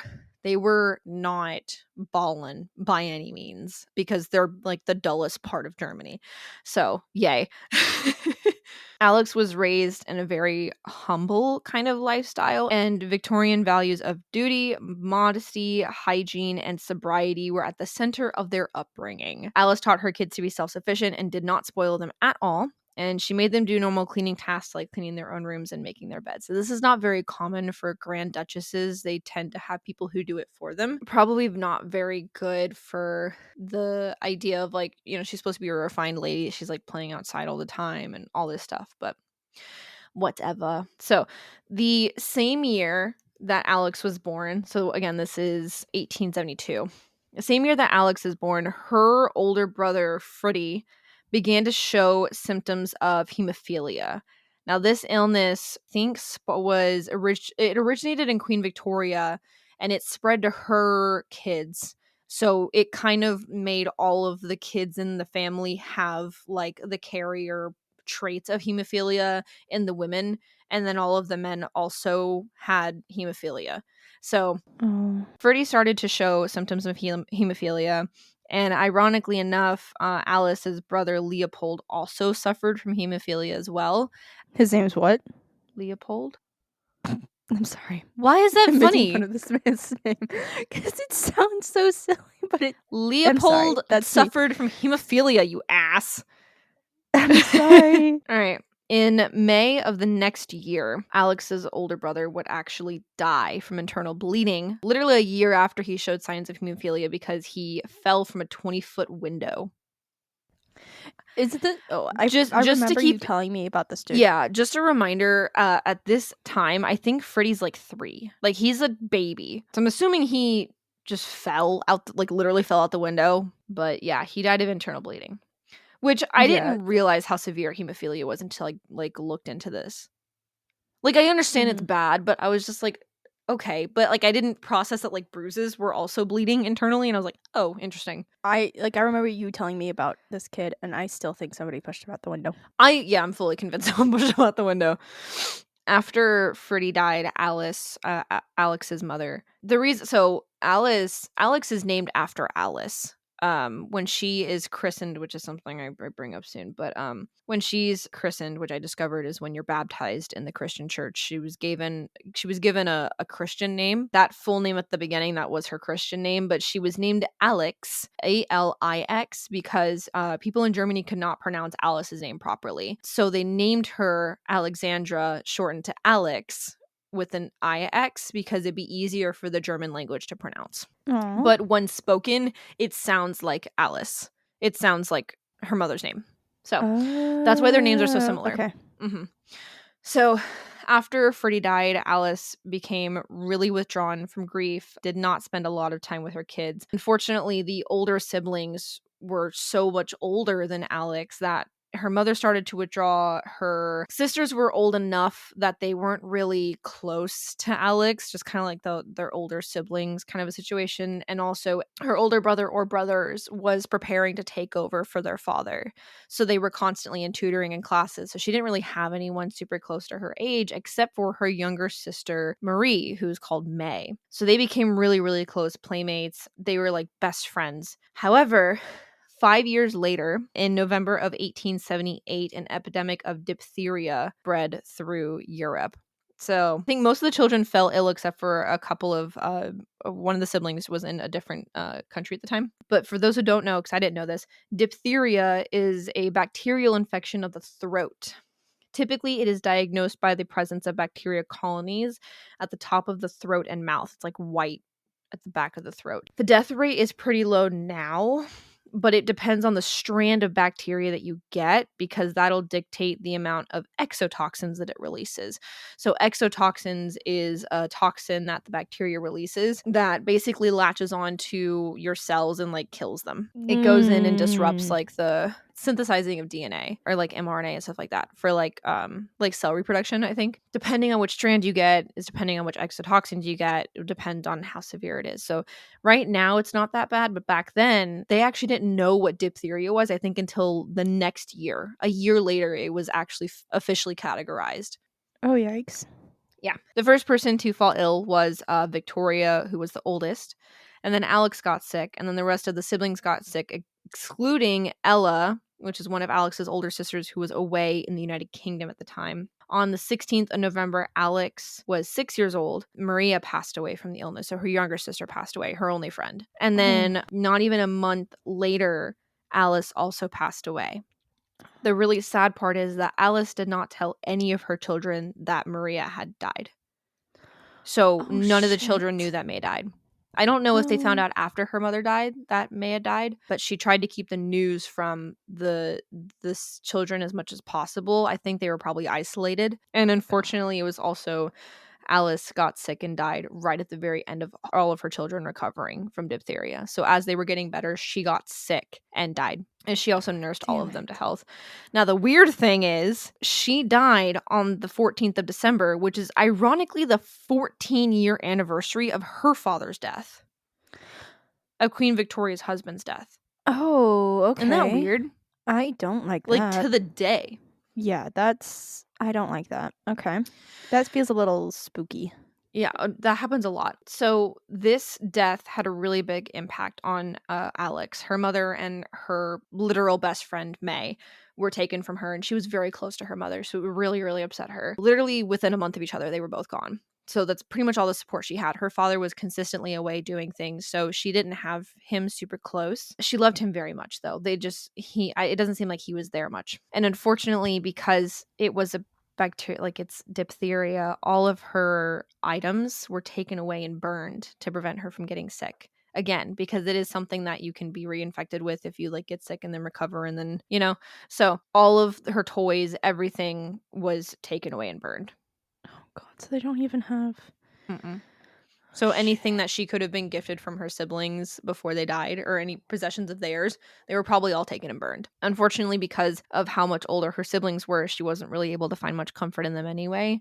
So she just kind of withdrew from people. She became very, very weary of strangers. She became very cold, and a lot of her tutors would say that she rarely ever smiled anymore. So her nickname went from being Sunny to literally her never smiling. Keep in mind, she's 6 at this time. So she watched her mother and her best friend die, and she's 6 years old. And this is also when she was a year old, her brother died. So she's lost 2 siblings in the first 6 years of her life, both of the end caps of her. So the next oldest sibling from her and the youngest sibling from her. So the child that was born before and after her, they're both dead now. Also, remember Ella. She comes back up later. Mm-hmm. So Ella was the one that didn't get sick. Victoria, Queen Victoria, she became Alex's new maternal figure. She was extremely involved in Alex's upbringing. She brought her to the UK, I believe, pretty frequently. If not, I think she actually moved to the UK to be with her grandmother. But she would get like consistent monthly like updates on Alex. So like she was very, very, very involved in Alex's upbringing, because I think at this time all the other siblings were pretty much old enough to like take care of themselves, but Alex was still a child, and she was the youngest at this point by like a large margin. So Victoria became very, very involved in her upbringing, which is good. But this also led her to being a German princess who had an English upbringing, which you will find later on does not really mesh well with the Russians. As she grew up, and I mention this now, but this becomes more important later on, but because of all the things that she's been through, and just I think she just developed like a really intense anxiety, which mood. I mean, but honestly, same. I would too. She ended up becoming like growing into being a very high-strung woman. She had a tendency to misread people and conversations, and it's said that she had such a strong personality that she needed someone else who had a stronger personality to like guide her. Like she sounds like she was just a very intense woman. Mm-hmm. And which, like, fair enough, but yeah. Me. So she ends up becoming a little obsessive, but I think given what she's been through at this point, it probably makes a lot of more sense. So in 1884, Alex visited Russia for the first time because her sister Ella was marrying a Grand Duke named Sergei. We'll keep him in mind for later. She was 12 years old at the time, and this is when she first met Nicholas. Now, I'm going to tell everything from Alexandra's perspective first, and then I'm going to jump over to Nicholas's perspective because it's a shit show. So Alex meets Nicholas at 12 years old. He's 16 years old. So they're 4 years apart. From her perspective, from how things are going on her end, he fell in love with her right away from her perspective. Aww. Now, Nicholas is her third cousin. I don't know how that works, but so the way cousins work is like you have your first cousin because that's the child of like your parents' sibling. So and then Victoria is like a common, one of Victoria's sisters or brothers ended up in the Romanov line, it sounds like. So like cousin would be like a second cousin would be your cousin's cousin. Mm-hmm. And then third cousin would be your cousin's cousin, and so on and so forth. Yeah, so they were third cousins. Gotta love the incest in this royal is a consistent family. This is a consistent thing. So he loved her and she loved him very much. However, she was Lutheran and he was Orthodox. I'm saying these words like I understand what they mean. I don't understand what they mean. In fact, Psychos had to explain to me in 20 minutes this Christianity analogy using, what was it, goth, punk, and emo or whatever. Like, I couldn't grasp it. So here's what I understand. Oh no, I forgot about this. Orthodox is like trad goths, and Lutheran is like emo. So Alex is emo, and Nicholas comes from a long line of like trad goths specifically, right?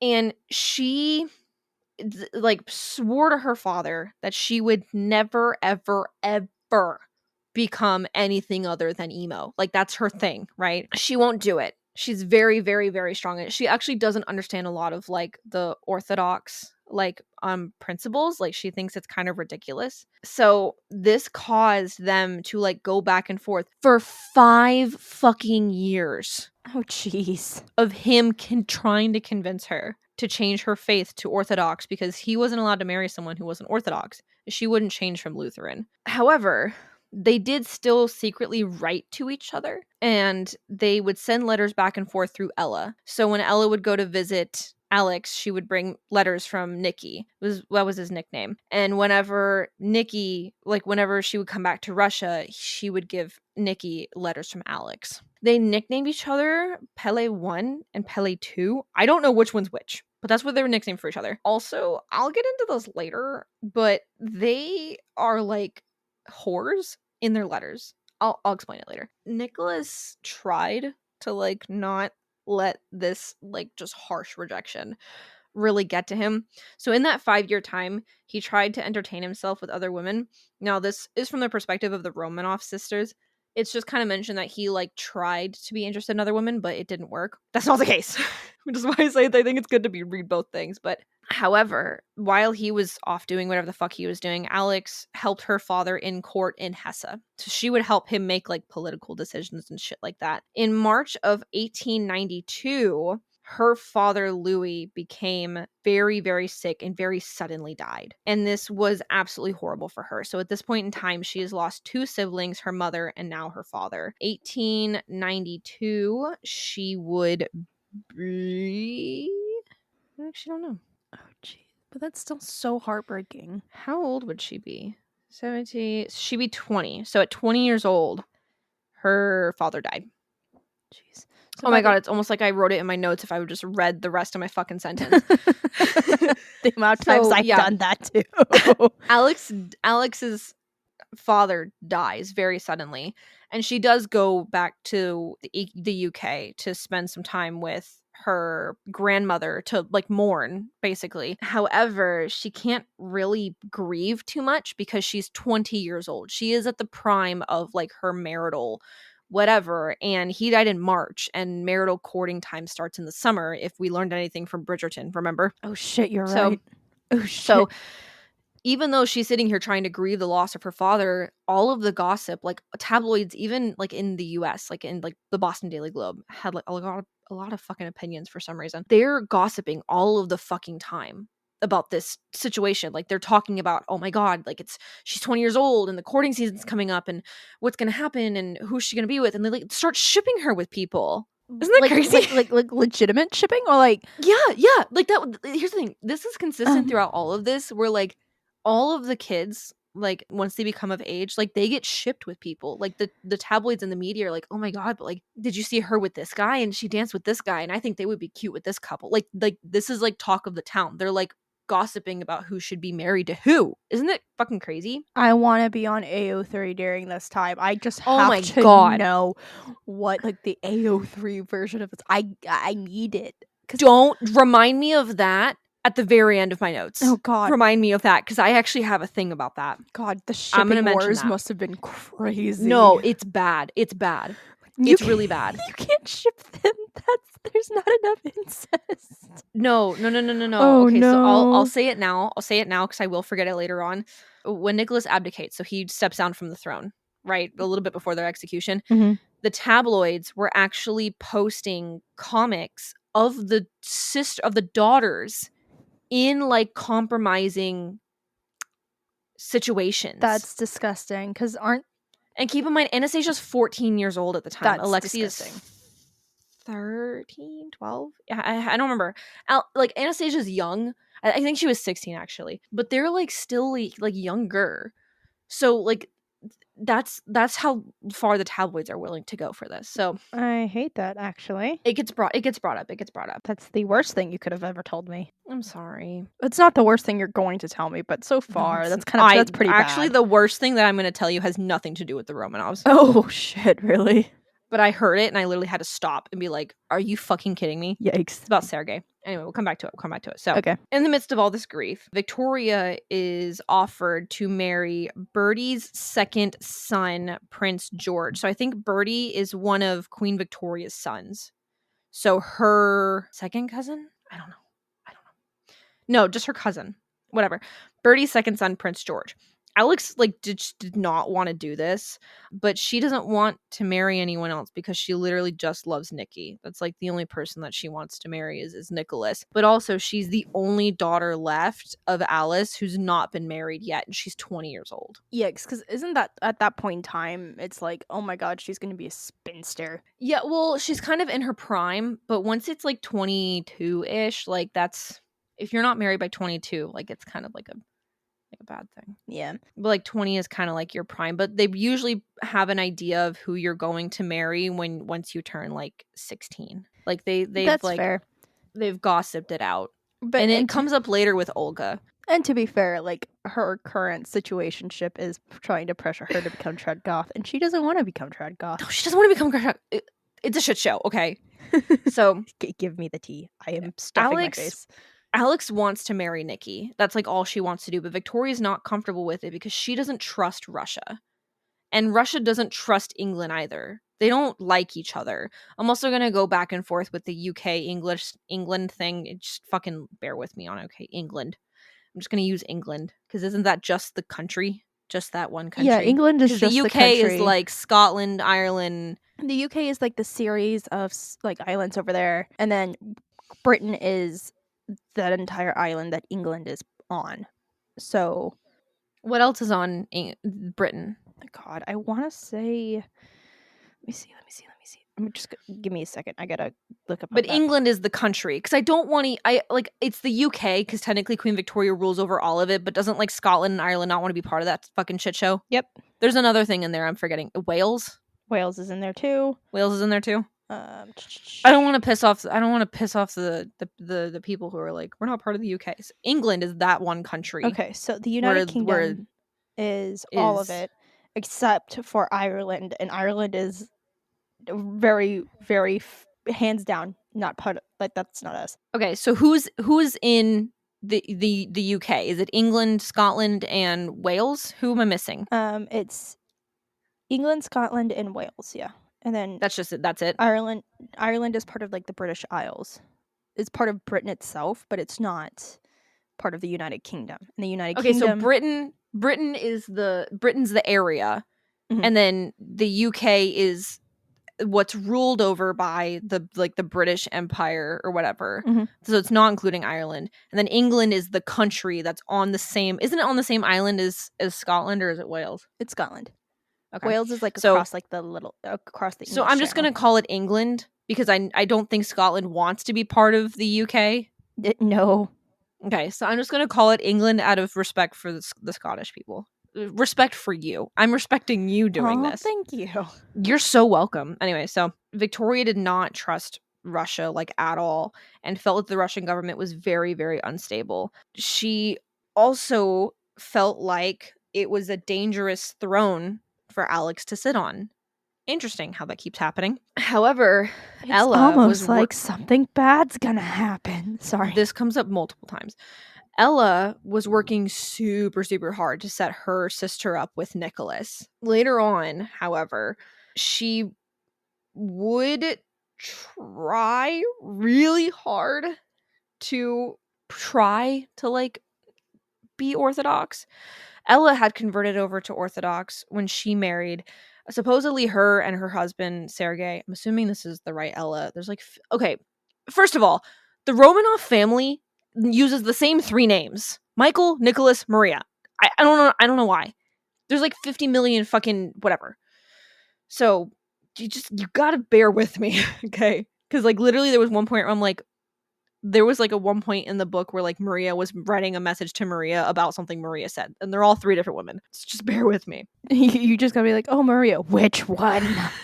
Which one before the wrong type of drama starts? So in 1894, so 2 years later, after her father dies, Alex's brother Ernie married in Russia, and this is when her and Nicholas would see each other again. Now, this time, he finally was able to convince her to marry him. Now, I'm going to mention this more in detail on Nicholas's side, but he finally talked to her and convinced her to convert to Orthodoxy. And once they did, it was like, okay, that's it. We're going to get married. However, Alex also seems to have agreed because now that Ernie was marrying, she was the one that was helping Ernie in court. And now that he's married, his wife would be taking over that position. So she didn't have much to do. She really liked being involved in the court. So she was like, there's nothing for me to do. I might as well just marry this guy. Victoria eventually agreed that she can marry Nicholas because Victoria and Alice both believed that their children should marry for love. Victoria married for love. So it felt probably like not like against her morals to be like, no, you can't marry him just because you love him. Like she didn't want her kids to marry just for like political reasons. So that kind of swayed her a little bit because Victoria also married for love. She was like, okay, fine, I guess. So right after that, before an official engagement, I think had been like really made, she started taking Russian lessons and she began trying to convert over to Orthodoxy. However, there's an issue with this. So, why is there so many issues? Because unfortunately, it seems like from the very beginning, this relationship never should have happened. And I honestly think if this relationship never happened, there's so many things that went wrong, and we really get into it more when I go into Nicholas, but it makes a lot more sense as to how this relationship probably was doomed from the start because of It how sounds many like things were going wrong and how many rules they broke to be able to be married. Because on top of this, Alex was struggling with the fact that even they're third cousins, but they're closer. They were, so there was, I don't remember who it is, but there's one person that both Alex and Nicholas is his first cousin. So Alex is his first cousin and Nicholas is his first cousin. So they're oof. not super far apart in the family tree, but it was like a big thing for Alex. She was really nervous about how close they were, if familially, that she was really, really worried about if there was taboos with that. She actually had like a really big issue with this, and she was eventually convinced that it was okay.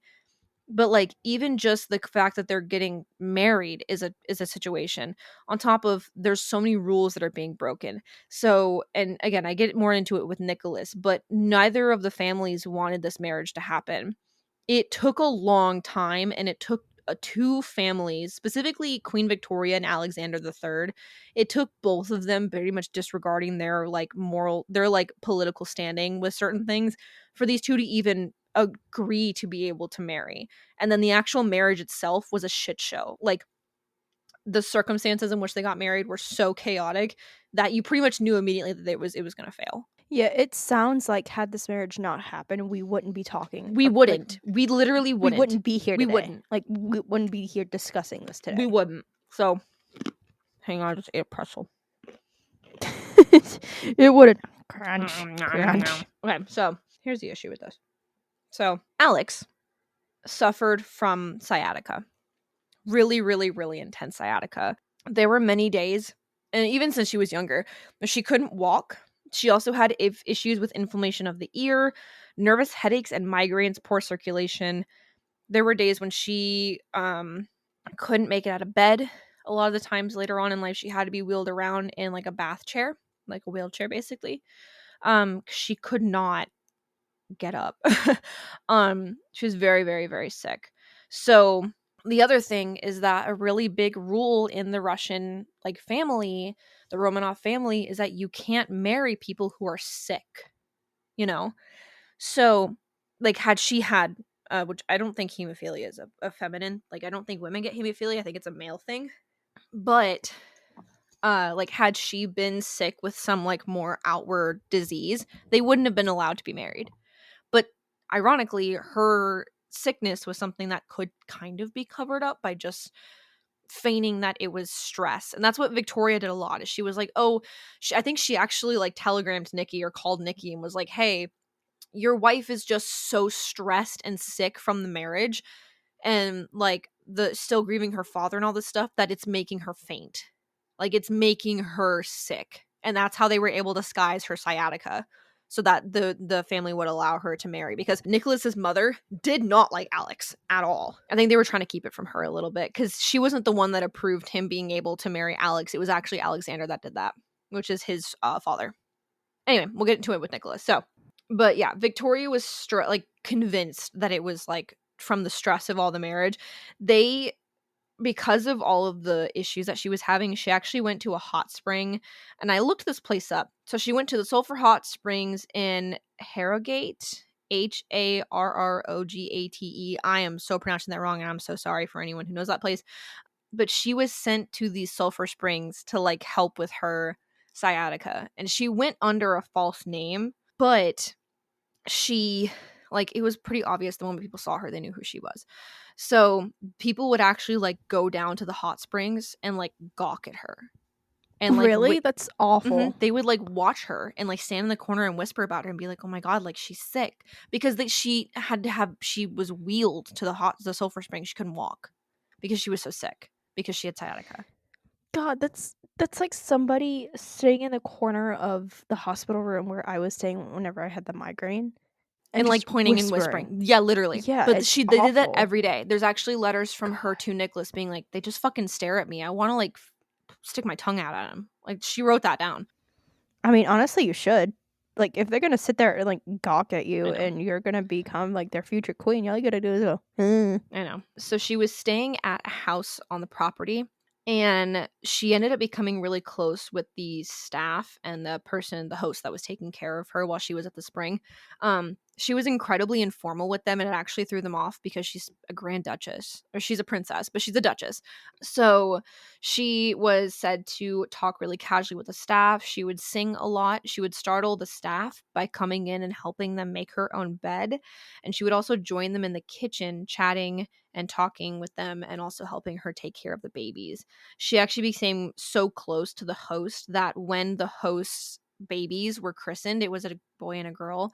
When they were christened, they were named Alex and Nicholas after the royal couple.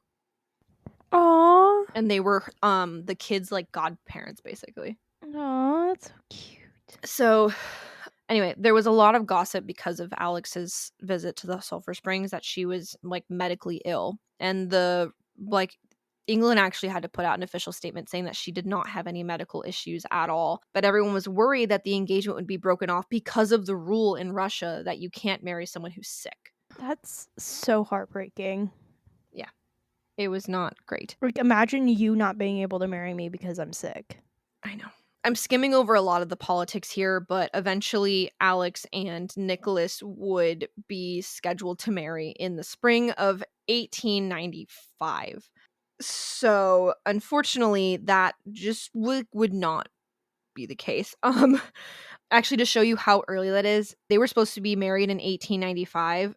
Olga's born 1895. So, Jesus Christ. we do a little yeah, it gets pretty wild. So the wedding was scheduled for spring of 1895. However, Alexander III became very, very sick very suddenly, and Alex and Nicholas were sent to see him, and they were formally married before Alexander. Like he was bared witness to their like informal marriage, like among the family. He ended up dying on October 12th or October 20th. Sorry. 20th or 19th. It's 19th or 20th. I don't know. I don't know why there's a discrepancy there. So he either died on the 19th or 20th. He died sometime in October, late October. And the next day, Alex was accepted by the Orthodox Church. Sounds like there was some poison. So they were scheduled to be married in spring of the next year. They were married in October of the year before. So the wedding happened like 6 months early, because it did. They get married like right after this. After a mourning period, the wedding plans were just kind of like thrown out the window, and they were officially married on November 14th. So not even a month later, they were officially married. The people remarked that Alex was beautiful, but she seemed very reserved and withdrawn from the ceremony. She went to bed early that night with a headache, and the people said that they felt uncertain about their future the moment that Nicholas took over and they had the wedding. Like the moment that everything went down, the people were like, we don't feel comfortable. And I'll get into it with Nicholas, but it's because of Alexander. He's a problem, if you couldn't tell. Oh no. So people said that something felt very different than how it felt when the previous Tsar was, there. Now, with the wedding in particular, they didn't have all of the full ceremonies because the country was still in a state of mourning. So they were able to have a more reserved wedding, and Alex was actually more okay with that. So her kind of cold personality that she just kind of had seemed kind of normal because they were still in a mourning period. They skipped a lot of the extravagant ceremonies that would have happened, and just out of respect for Alexander. So that's that. Their wedding was just not as big and extravagant as it could have been. They still had a big wedding because it was kind of argued that Nicholas and Alex deserved it because they were taking over as like Tsar and Tsaritsa, but that was like that was that situation. So anyway, however, after this, she is now in the Russian court. Now the problem is she doesn't know jack shit about Russian culture. She doesn't even speak French very well, which is the language of the court. She doesn't speak French. She's very bad at it. She speaks German and like a little bit of English, but she didn't know anything of the customs, and she felt very out of place, and she honestly personally felt very rushed. She felt like she just didn't have a full grasp of it. She was trying to convert to Orthodoxy. She was accepted by the church, but her tutors said that she was like a really big, like she had a stick up her ass when it came to converting over to Orthodoxy. She was very cold about it. And she still, I think, struggled a lot with her converting. And it took her a while to really feel comfortable in Orthodoxy. And then she just like went fucking gung-ho. She's a very religious woman. They took residence in the Alexander Palace with his mom still living there.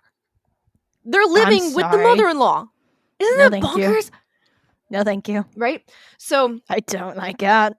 No, literally.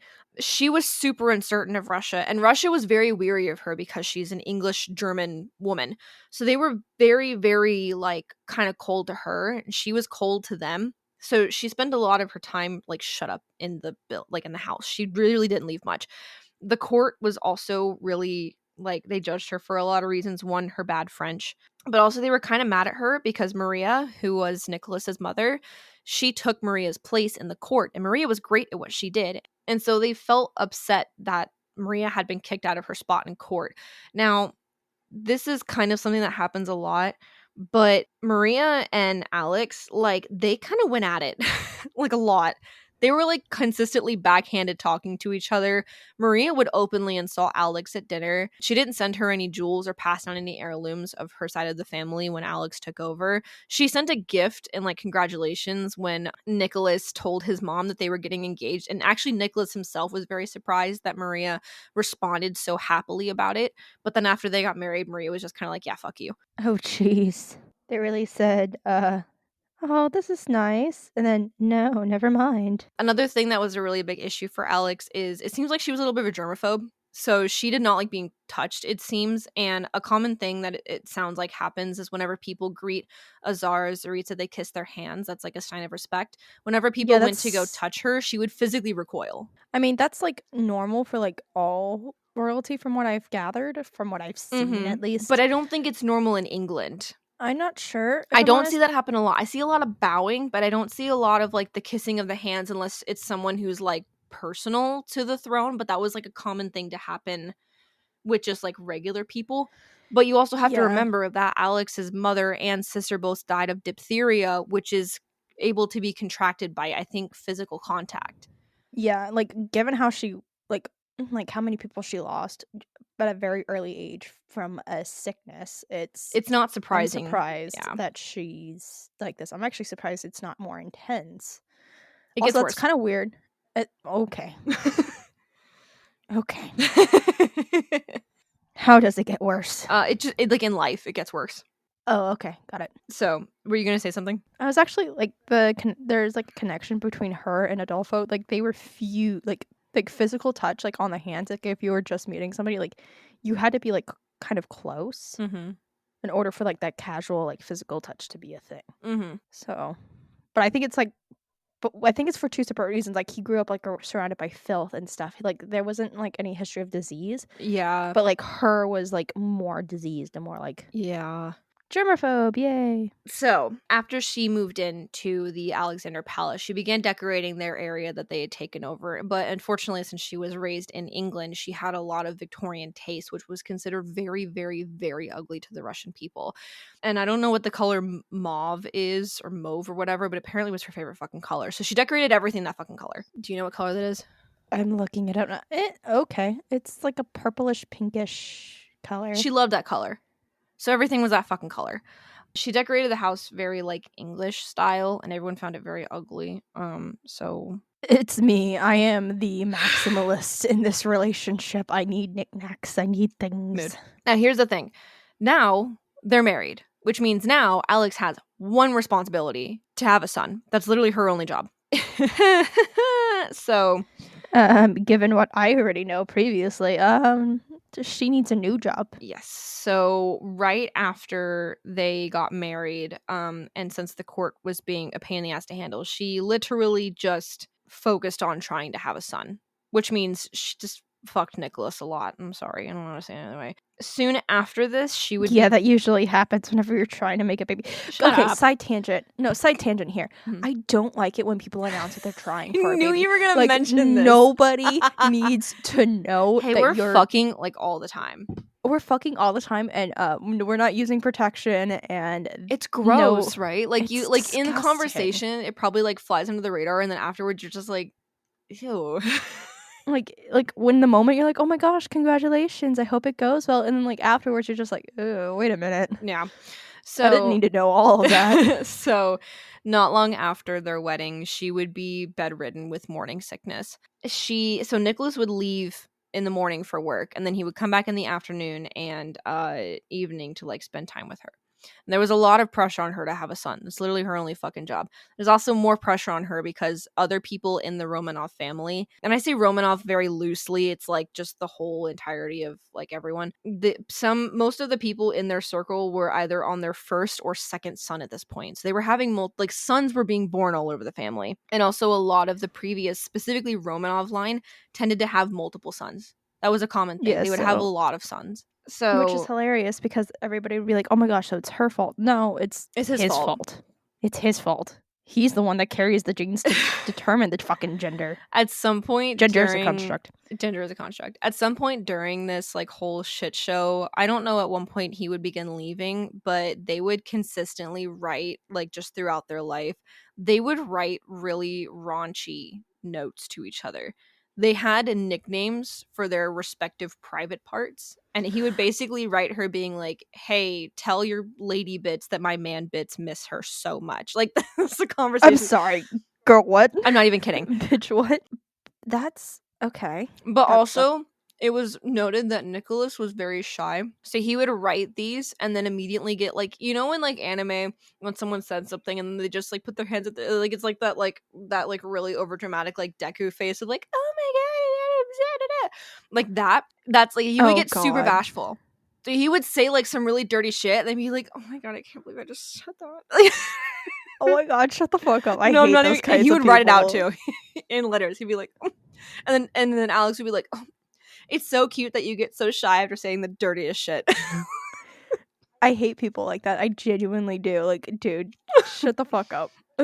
Like, you actively annoy me. It was great. So like, if it's unintentional, like if you say something that's unintentionally dirty and you're like, oh shit, I didn't mean to say it like that, or like something, like fine, whatever. Fine.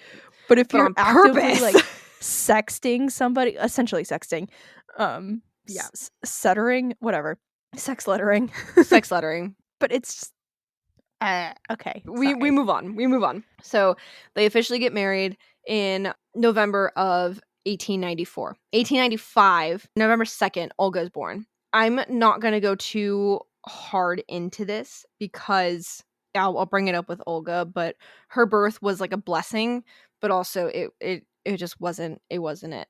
However, yeah, because she's not a boy. A lot of people had opinions about that. However, Nicholas and Alex were extremely excited to have Olga. Nicholas was a very doting father. Most of his journals were him taking photos of her, talking about her, recording even the smallest milestones. He was such a happy father. And in their home, when it's abandoned after they get kidnapped, like people would go in and tour it, and it's still full of just like photos of the kids. Like they literally documented every single second of these kids' lives. They loved their daughters, so, and their son. They loved their kids so much. So they were kind of good parents. They were great parents. Well, Nicholas was a great father. Oh, we'll get into it. Okay. So once Olga was born, the birth really took a toll on Alex. She was bedridden for a good bit after her birth. When she was able to get out and spend time with people, it said that she was rather boring and distant, and she only really talked about her husband and like praised him and talked about her kids. She didn't really do much else. She was obsessed with Nicholas. If she wasn't talking about Nicholas or spending time with Nicholas, she was spending time with her daughter, so much so that the nanny that they had actually complained because Alex kept stalking by the nursery too much because they were kept separate. Like, because it's normal to have like a governess or someone that like raise your kid. Yeah. But Alex was raised by a mother who was very hands-on. They didn't have a nanny to take over. Or if they did it, it wasn't very common. So Alex was very used to being hands-on. She also really wanted to nurse her kids, which was considered gross. So by Olga's first birthday, Alex was already showing signs of being pregnant again, but she was having severe pains and she was really worried about having a miscarriage. Because of this, there was like a full shutdown of like everything, like news, everything. They didn't tell anyone anything. until it was like confirmed that they would be having this kid because of how rough this pregnancy was on her. Even most of the imperial family didn't know anything until the beginning of the next year. So about halfway through the pregnancy-ish. I don't know how pregnancies work. At the beginning of next year, after like several weeks of being able to like having like being bedridden, not being able to do anything, she was finally enabled to like announce that she was pregnant. Unfortunately, because of this like really strict shutdown of information, it was like rumors were just going crazy because they weren't getting anything. They were like, you're not saying anything, something weird has to be happening. So people were theorizing that she was God, it's so weird. So rumors and superstitions had started spreading around Russia. There's a story that a half-blind cripple who had prophetic powers when he would go into epileptic fits said that he did miracle work on the empress and foretold that she would have a boy. Okay. I mean, okay. Go off, I guess. But it gets worse from here. It gets worse from here. Oh, okay. So, around this time, she was having a lot more anxiety because her sister Irene had just given birth to her second son, and her sister-in-law Xenia, who is Nicholas's sister, she'd also just had her second son. Oh, geez. So the pressure is really on at this point. So in May of 1897, Tatiana would be born. When she woke up and was told that she had a daughter, she burst into tears and screamed, "My God, it's a daughter. It is again a daughter. What will the nation say? What will Russia say?" That's where her mentality is. Keep in mind, she has 2 more daughters after this. Oh, geez. So she's just going to keep spiraling and spiraling. Because, like, at this point, she feels like she's failing at the one job that she has. Yeah. And on top of that, the Russian people already don't like her because she's German. An outsider. Yeah. Mm-hmm. So it just gets worse. And it really makes a lot more sense how she treats her daughters later on and how... So... Yeah, well... I don't like Rasputin, but it makes more sense knowing this backstory why she gets so obsessed with him. They did not have an affair, by the way. Before anyone comes for me, they didn't have an affair. Rasputin. Oh my God, I found a guitar solo of that on TikTok the other day. It was really good. Seriously? It was so good. Anyway. Jeez, okay. It said that Nicholas was very happy to have a daughter, but the rest of the Russian imperial family was not excited. Apparently, Nicholas's brother, Gregory, told Nicholas that he was disappointed to not have a nephew to take over for him. He said, quote, "I was already preparing to go into retirement, but it was not to be." Because I think Gregory might have been the next in line. Or something like that. Like I think he was like still having to uphold a certain position because I don't think he was the immediate next person in line, but I think he was one of the next people in line to take over the throne if something happened to Nicholas, which does come up later. Nicholas actually gets sick. Even though Nicholas said nothing publicly about being disappointed, apparently the Boston Globe took it upon themselves to have a fucking opinion and said he was taking it very hard that he had yet again been denied a male heir. I don't know why they care so fucking much, but they did. Is this true? Like, that's true. That's a quote. No, like, was he upset about it? Yeah, he gets more like it gets to the point that when Anastasia is born, he physically leaves the palace and like goes on a walk for like a while before he comes back to see his daughter. That's how disappointed he is. He's physically seen like he didn't even see Alex yet. The moment he found out that Anastasia was a girl, he left the palace. And the thing is, he loves his daughters all very, very, very much. But the disappointment of not having a son after 4 tries was so immense because you have to consider that they're like going back to back to back. But her only job is to have a son. Anastasia is born in 1901. They got married in 1994 or 1894. So it takes them 7 years to have a son. 7 years of trying to have a son.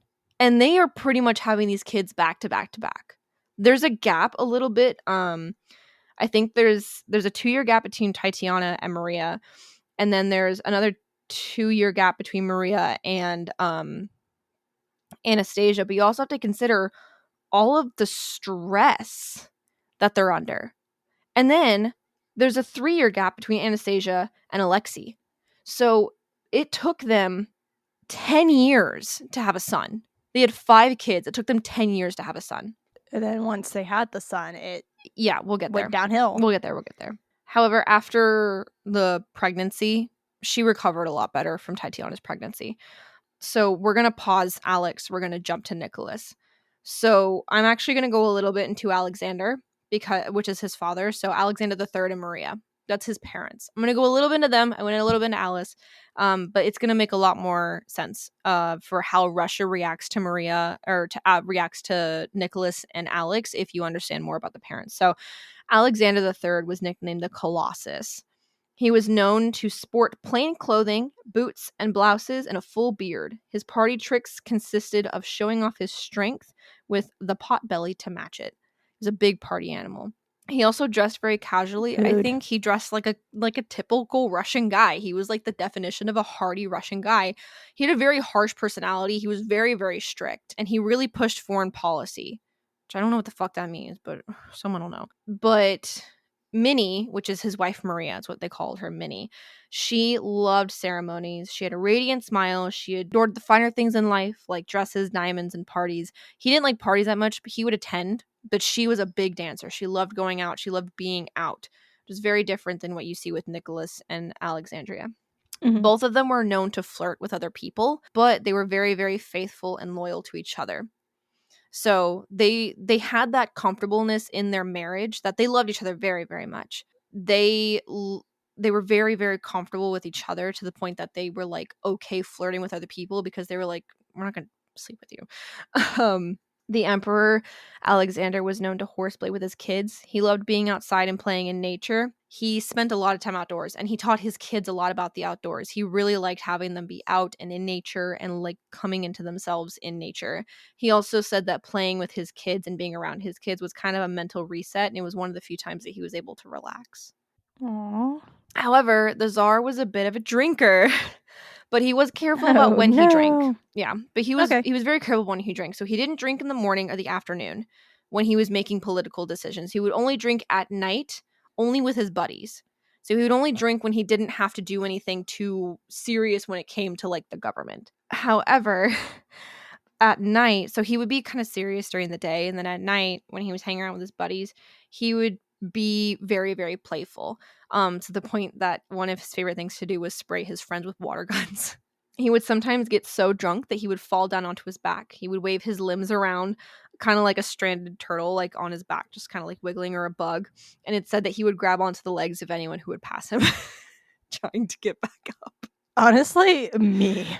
However, me when I fall without my cane. No, literally. In the late 1880s, doctors urged him to stop drinking because it was really starting to impact his health. So Maria would actually babysit him and follow him around. However, that didn't really stop him because him and his friends had special boots made that would hide flasks of alcohol in his boots. And so what joking. they would... No, I'm not even kidding you. So what they would do is they would wait until Maria had turned away, and then they had... Oh God, they had this phrase. It was like necessity is the mother of invention or something. And so they would go 1, 2, 3 swig, and they would really quickly take a swig of alcohol, and then they would tuck it back into their boots and pretend like nothing happened. And so Maria would get really confused why she would be watching him all the time. And then at the end of the night, he'd still end up completely blackout drunk on his back, grabbing at people as they walked by. She did not understand it. But him and his buddies were drinking behind her back, and they did this every single day. Oh, I bet once she figured out, she was pissed. Oh, she pissed. Also, I don't know where to put this in. I just randomly put it in my notes, but apparently Nicholas is scared of the dentist. I just randomly put that in here. Me fucking too, dude. Yeah. I got you. I understand. I understand.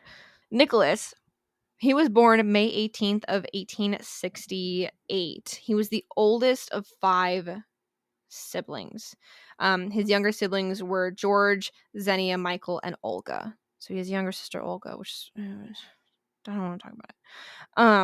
However, don't want to talk about it? I don't want to talk about it. Olga, I don't want to talk about it. Did they get along? No, they got along great, which causes me a lot of fucking problems. I'm trying to figure out who's talking to who. Nicholas was extremely close to his mother, and probably because his father... So Nicholas was kind of a mama's boy, because his father was a very harsh man in the sense that, like, God fucking damn it. I'm sorry. He really pushed Nicholas. And Nicholas was kind of always seen as like a big baby. He was a very soft man. And this, as you can imagine, becomes a problem when he has to take over as like Tsar of Russia. You cannot be soft man in Russia. No, literally. There isn't much to talk about as far as his childhood goes. It's just neither of the books really mentioned much about him. Even from what I could find online, just like as a basic cursory like look, there wasn't much going on with his childhood. He did seem to spend some time in the military, and he really enjoyed the strict routine that the military gave him. And it seems like if he hadn't taken over as czar, he would have done great in the military. But unfortunately, that's just not the cards that life dealt him. So we're jumping back a little bit. 1884 is when they first meet, him and Alex meet. So Nicholas would write in his diary that he sat next to a little 12-year-old girl and he liked her very much. Her name was Alex. Aww. He wrote that May 27th. May 31st, he said that they had written their names in the rear window of the Italian house that they were staying at. But by November 19th, Nicholas's feelings for her were completely gone. He said that the feeling of wanting to get married had passed by breakfast is kind of what he wrote in his journal. So, I'm sorry. That's rough, man. So Alex was like fully convinced that he was in love with her the entire fucking. Well, so he was. But there's a very strict difference between what men and women can do. So in 1890, March 23rd, Nicholas meets a Polish ballerina named Mathilde. I can't pronounce her last name. I'm going to call her MK from now on. So Nicholas, his parents did not agree between the relationship between him and Alex. So they kind of try to get his mind off of it. He was kind of trying to forget it. So that year, they took him to the Imperial School of Theatrical Dance, and this is where he met MK. He was there for a little bit, and they kept running into each other, and she actually wrote in her diary, "He will be mine." She was in love with him. However, he wasn't much of like a romantic man, so not much happened between them while they were like there. He just kind of like left. He ended up leaving a little while later to go to India. He was like traveling the world kind of. And then once he left He India, will be mine, bitch, you thought. No, I know she was seething whenever she saw the fucking wedding going on. You actually have no idea. She actually actively tries to sabotage them. We'll get into it. So after he literally, I didn't even know about this until today. So after he leaves the theater school, he like spends some time there, whatever. He leaves to India, and then he ends up traveling to Japan. Now, him and Japan have a lot of fucking issues. So while he's in Japan, he gets in Otsu, OTSU, he gets this massive dragon tattoo on his right forearm. I had no idea that he had a fucking tattoo. But while he's going in around this area, one of the policemen that's escorting him attempts to assassinate him, swings at him with his sword, but misses and just leaves a scar on the right side of his forehead. It was a failed assassination attempt. He ended up leaving Japan right after this, but on his way home, he passed through a small town called Tomsk, Tomsk, where he would be greeted by a large crowd of people, including a young man named Yakov Yurovsky.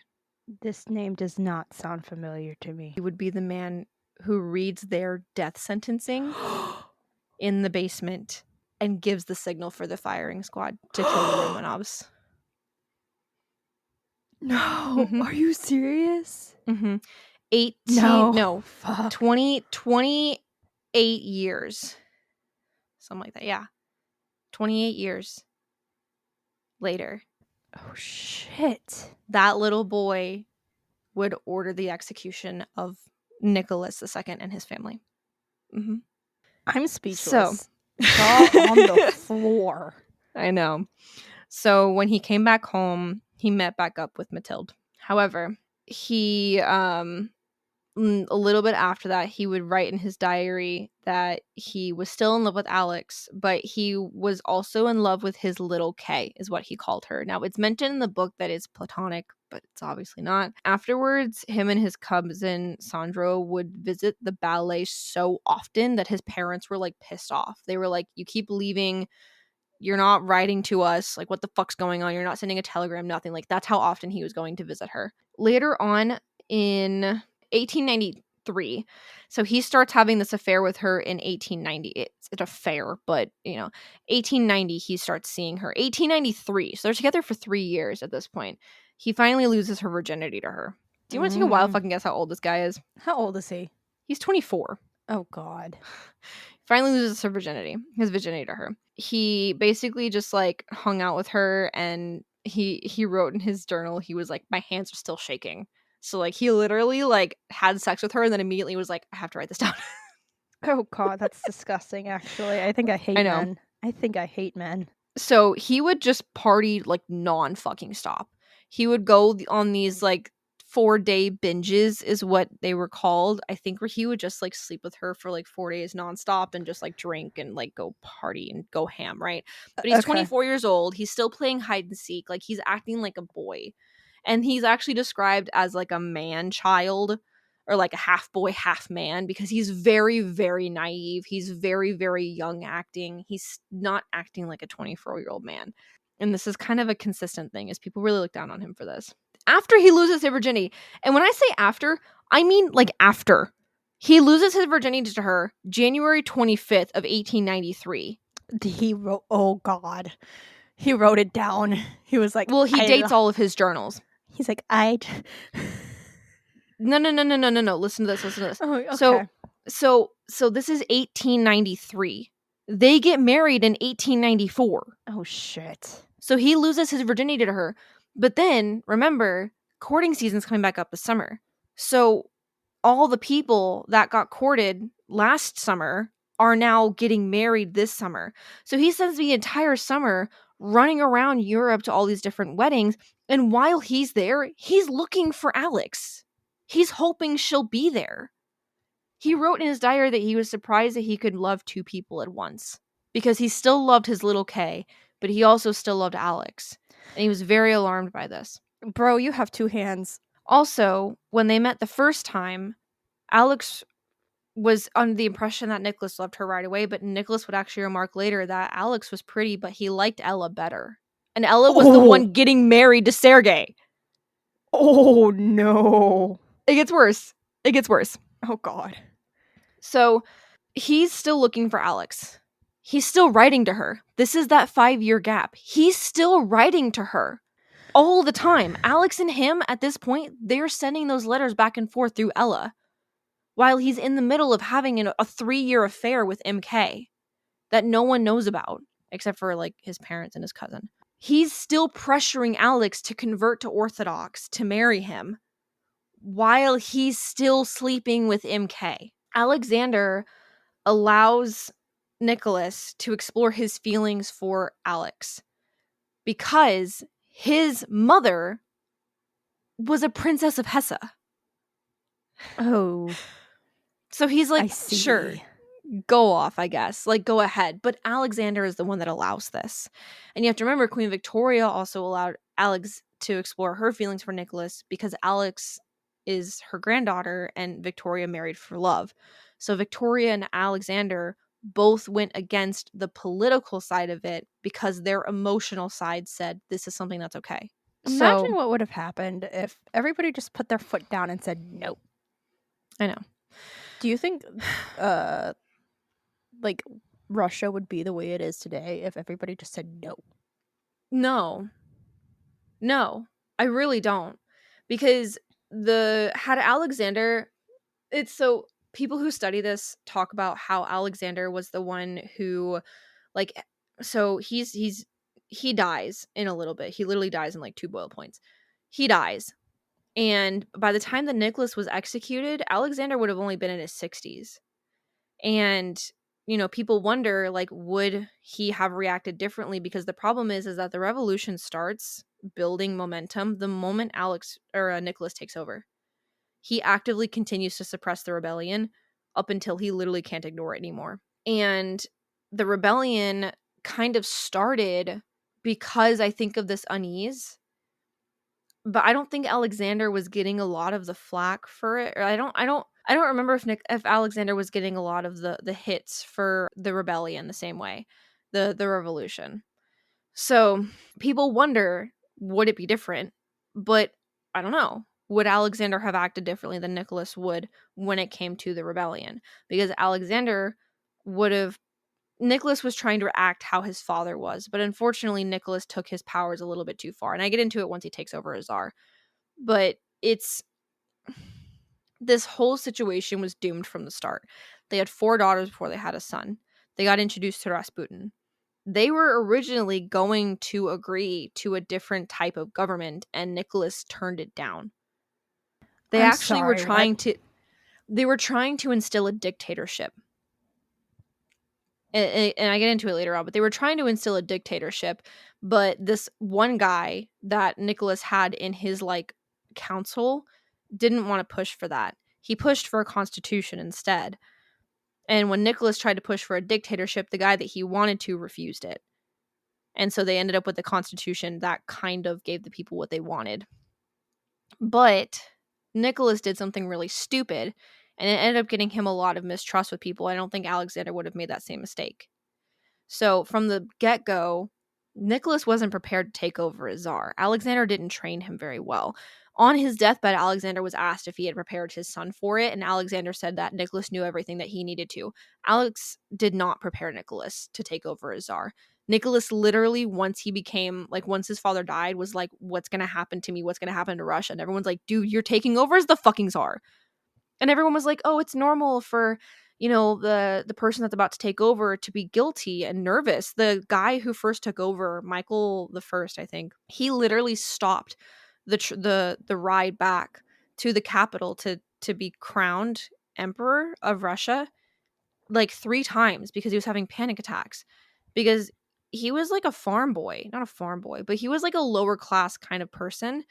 And then all of a sudden he was elected to take over as all of Russia. It was said that when he was going to be coronated, he didn't even know half the territories he was passing through, and now he had to rule over them. None of the czars in the Romanov Empire, they were never prepared to take over, except for Alexander. He was great at what he did. Nicholas was not prepared. And I don't think anyone anticipated Alexander passing away so soon. I don't think Nicholas was ready to take over. I think if he had some more time, maybe, but Nicholas was a huge mama's boy. And I really think Maria honestly coddled him too much. I mean, yeah, but Jesus. I know.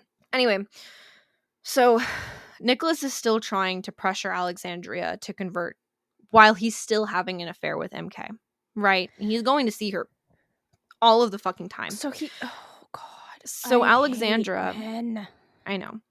So April 7th, no, I lied. April 6th, I think, MK was actually supposed to meet up with Nicholas.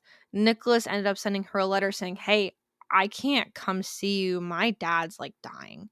Now, when he arrived back home, guess who was waiting for him? Alex, along with all of her English family to support him because Alexander was dying. Okay, that's actually really sweet, though. So Alex was there waiting for him. Alexander's fine, by the way. He gets better. He's fine. But doesn't he die? He does. So this man has only ever been sick twice in his life up to this point. But he's starting to die because of his excessive drinking. Okay, that's fair. So he gets sick. Oh, I skipped something. I'm so sorry.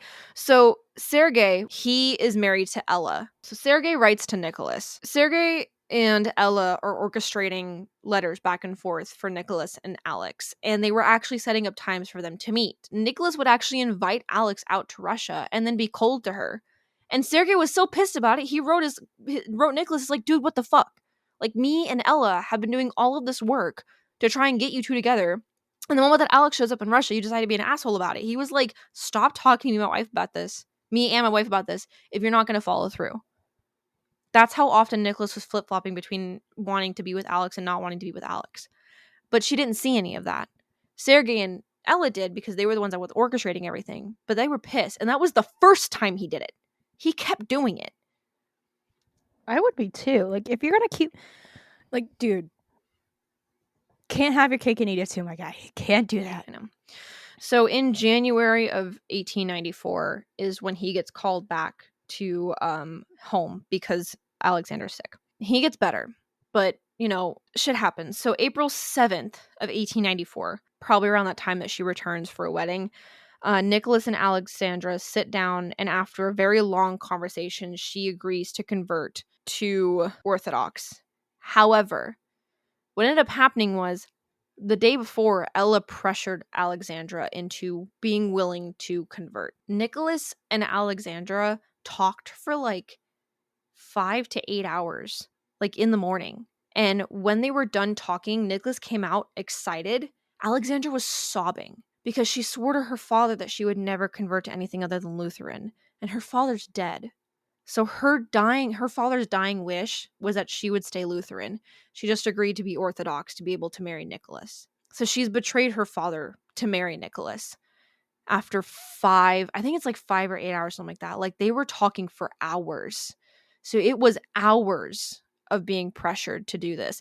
It said that after the conversation, Alex was a lot more talkative and smiley. I think she might have just been exhausted and loopy. It sounds like she was tormented into agreeing to be Orthodox, personally. Jeez. I feel so bad Afterwards, I said I feel so bad for her.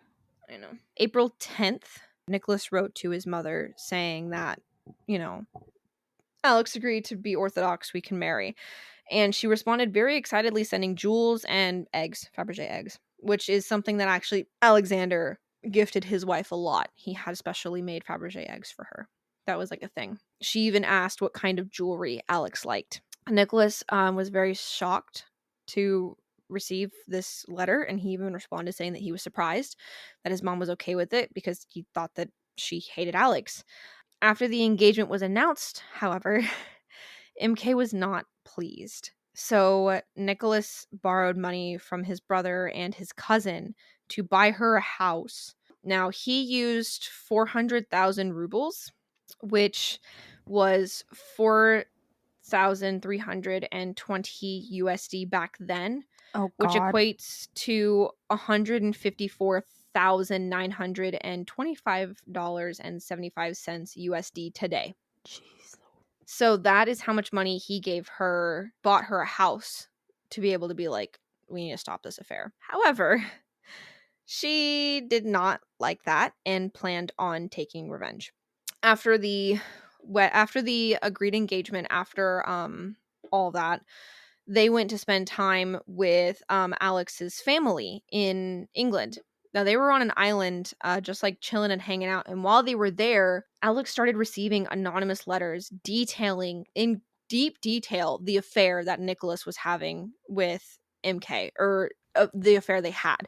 Oh. Going into detail about the affair and their love and their relationship that they had. And it was written by MK. She was trying to piss Alex off because I don't think Alex didn't know about the affair before this. Yeah, I don't.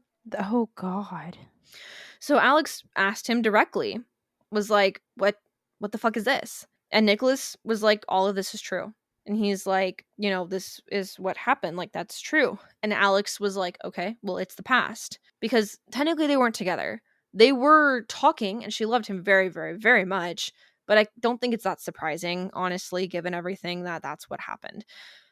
And at the end of the day, he was marrying her. The affair has been ended. The moment that they were said to be engaged, the moment that she was his, he completely cut off MK.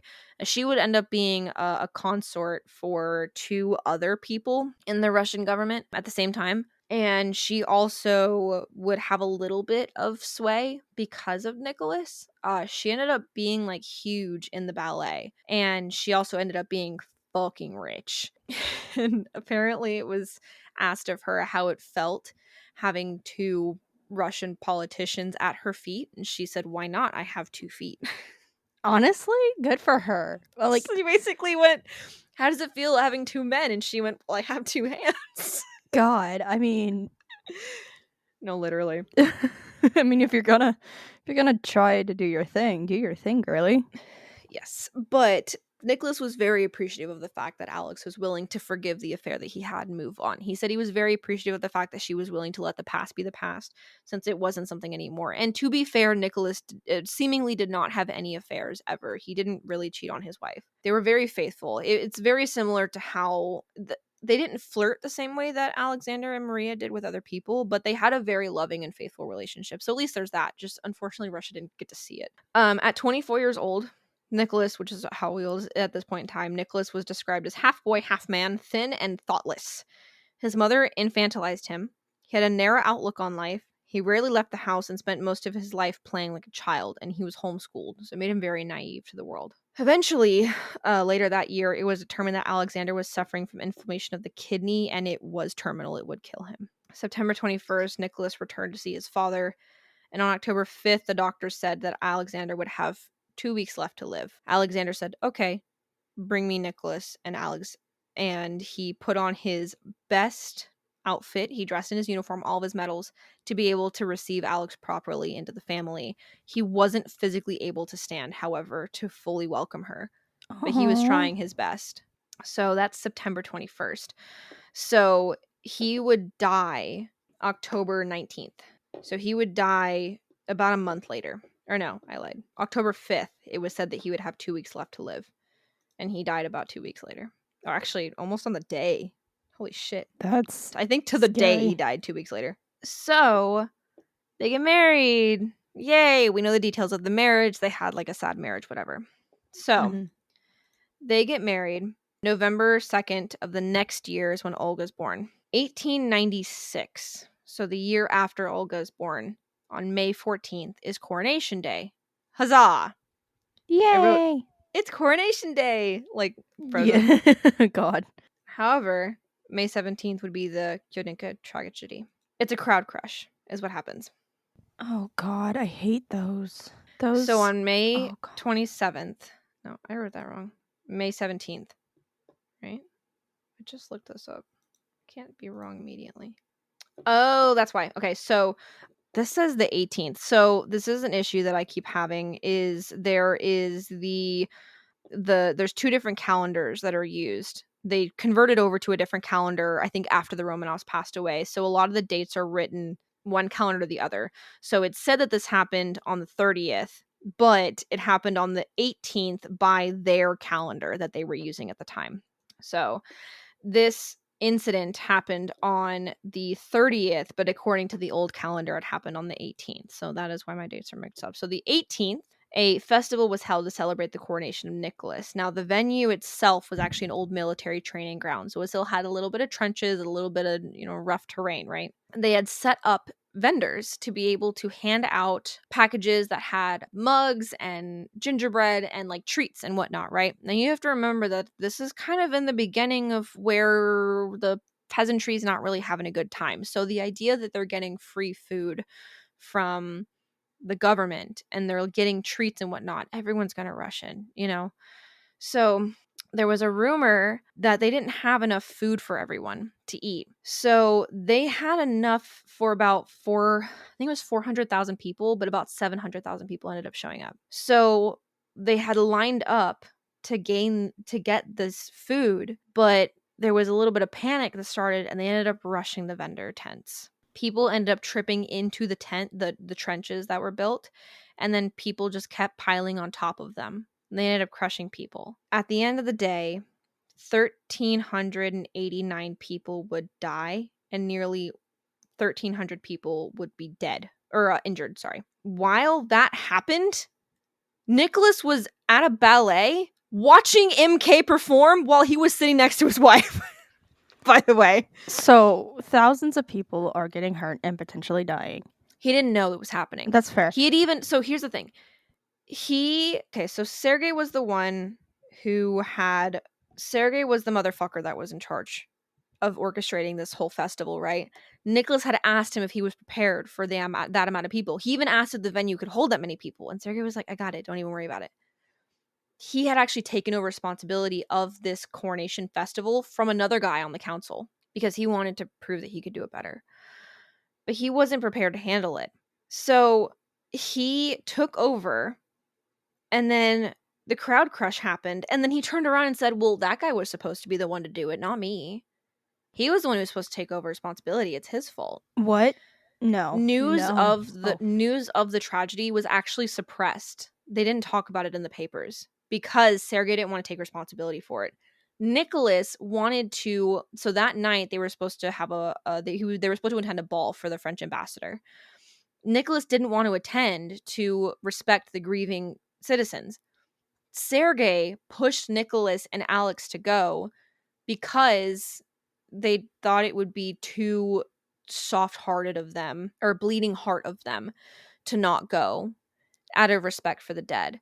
Now, after the ballet, they actually went to the grounds where the bodies were being taken up, and they said that when they got there, the faces were purple and their limbs were all swollen, and they had blood coming out of their nostrils and their eyes from how much they had been stepped on, to the point that they literally, like, their blood burst out of their body. They were still hauling bodies away when the news finally got to Nicholas, and him and his wife, and I think Olga went with them, went to the area where this tragedy happened that day. They were still taking bodies out. It said that one of the people in their family, I think it was one of the sisters, Xenia, she was actually on a train, or she was on her way somewhere, and she had actually seen in the distance people, and she thought that they were waving at them as they were heading either to this area or away from this area. And then she actually realized that what she was looking at was the cart of bodies, and their bodies were so badly mangled that she didn't even know what she was looking at. Oh my god.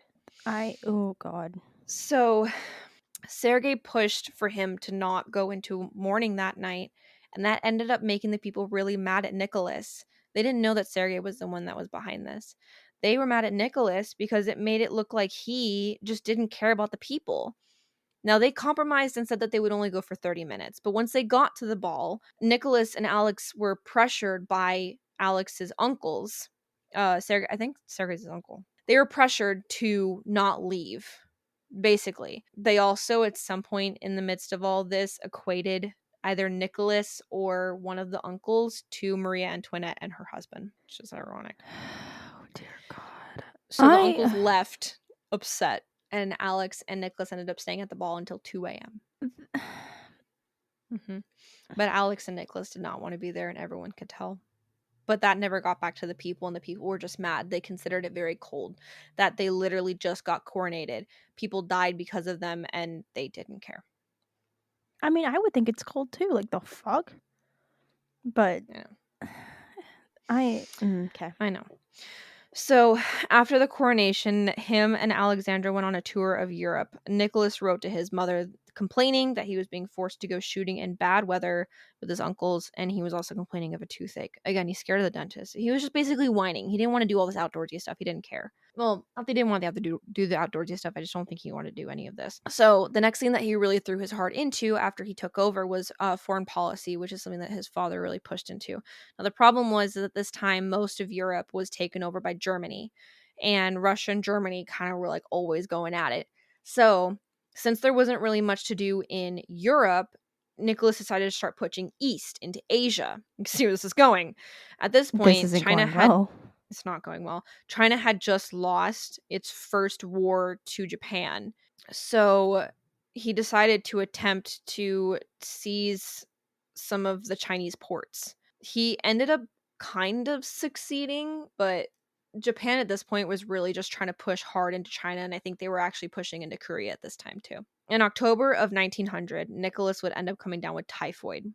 Now, this was a really big deal because Alex and Misha started going at it, because Misha was the next heir to take over since Alex hadn't had a son yet. Now, the problem was at this point, Alex was pregnant. She was pregnant with Maria, but she didn't know it yet. She just knew she was pregnant. They can't gender test the baby. She was convinced that she was having a boy. So she insisted that if Nicholas were to pass away, that's how sick he was. If Nicholas were to pass away, she would take over as regent in his place until her child was born, and if it was a son, which she was convinced it was, she would take over until her son was able to take over the throne. Problem was, she wasn't pregnant with a boy. But this was her first political move in court. Nicholas wasn't there to stop her, and Misha was really trying to push the government to allow him to take over if Nicholas were to die, and Alex basically said, no, fuck you, it's not happening. And who's going to argue with her? So from this point, Nicholas kind of... Oh, wait, no. Actually, I think she's pregnant with Anastasia. I think she's pregnant with Anastasia. Let me double check that. Yes, Maria was born in 1899. Sorry about that. My bad. She's pregnant with Anastasia at this point. Sorry. Nothing eventful happened with Maria's birth. Everything was fine. She's pregnant with Anastasia at this point. Sorry. Yeah, this was her first political move. Now, after this point, she would start to have more of a push to be in the political side of things. She should not have been, by the way, but she was. I love it whenever that happens. It's my favorite. Nicholas ends up recovering just fine, by the way. Good. I mean, clearly, but... Yeah. So after Anastasia's born, Nicholas leaves the palace. He's distraught. However, this is their 4th daughter in a row. They didn't know what to do. So they became obsessed in faith healing, and they really, really hardly threw themselves into religion for help. They were seeking out prophet after prophet to be able to have a son. Because at this point, it's their 4th kid. They've been together for years. What, like 8 years at this point? They still haven't had a son. So they ended up meeting this guy named Felipe. He's French, I think. I don't quote me on that. They became obsessed with this guy. They would stay up all night and listen to him talk non-fucking stop, right? And he was like, your next child's going to be a son. He's going to be a son. Everything's going to be perfect. He's going to be a son. However, this guy had actually been persecuted for practicing medicine without a license. This dude had been kicked out of his country for it. It's just some dude. So after some Nicholas dude is just like being like, yes. Yeah. But he was able to convince Alex enough that they trusted him with it. Now, after Nicholas found out that this guy was just like a fucking sham, he actually had him or someone in his family actually had investigated the guy and found out about this. I think he tried to hide it from the family. He ended up getting kicked out. He was like sent away. Now, the problem is during this time, trigger warning, by the way, for anyone listening to this does not get good. So if you have pregnancy anxieties, whatever, just skip this part.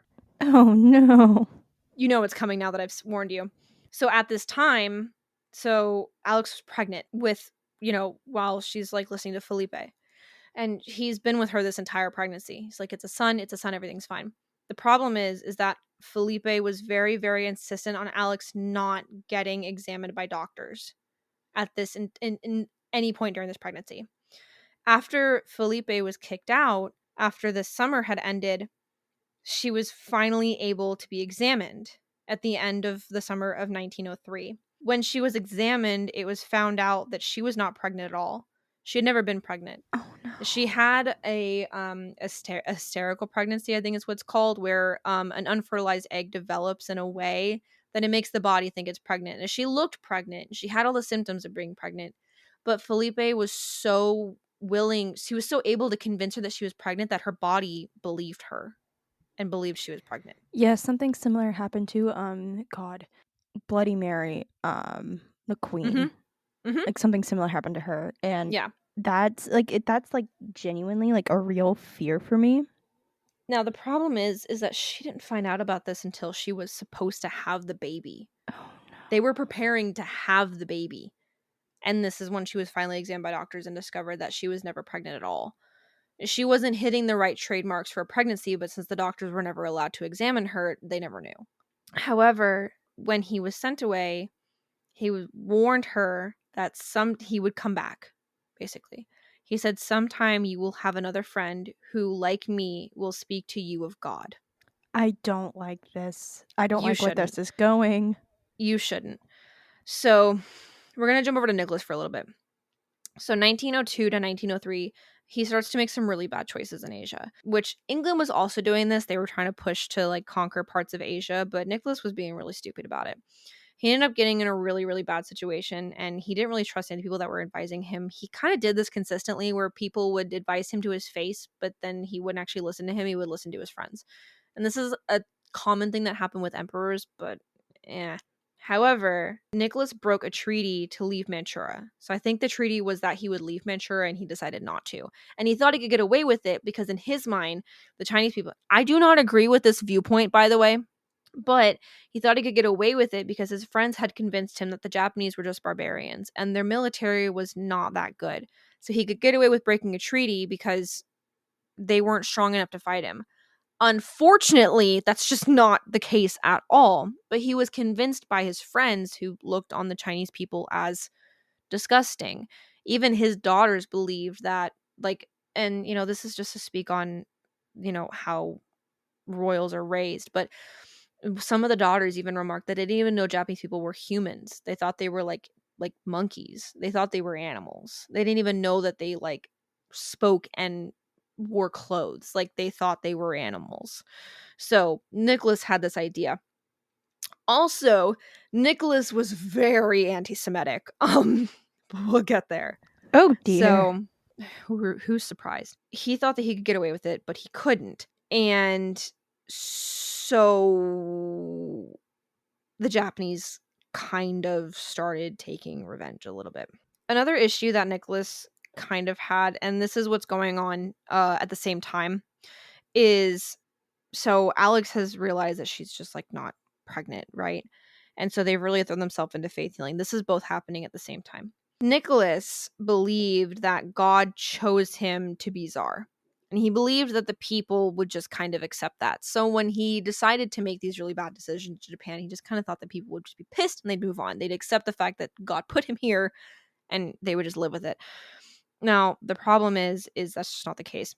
Because of his viewpoint on this, though, he was very, very stubborn, and he would also push his powers past what his constitutional powers were. So he would overstep his boundaries of power a lot.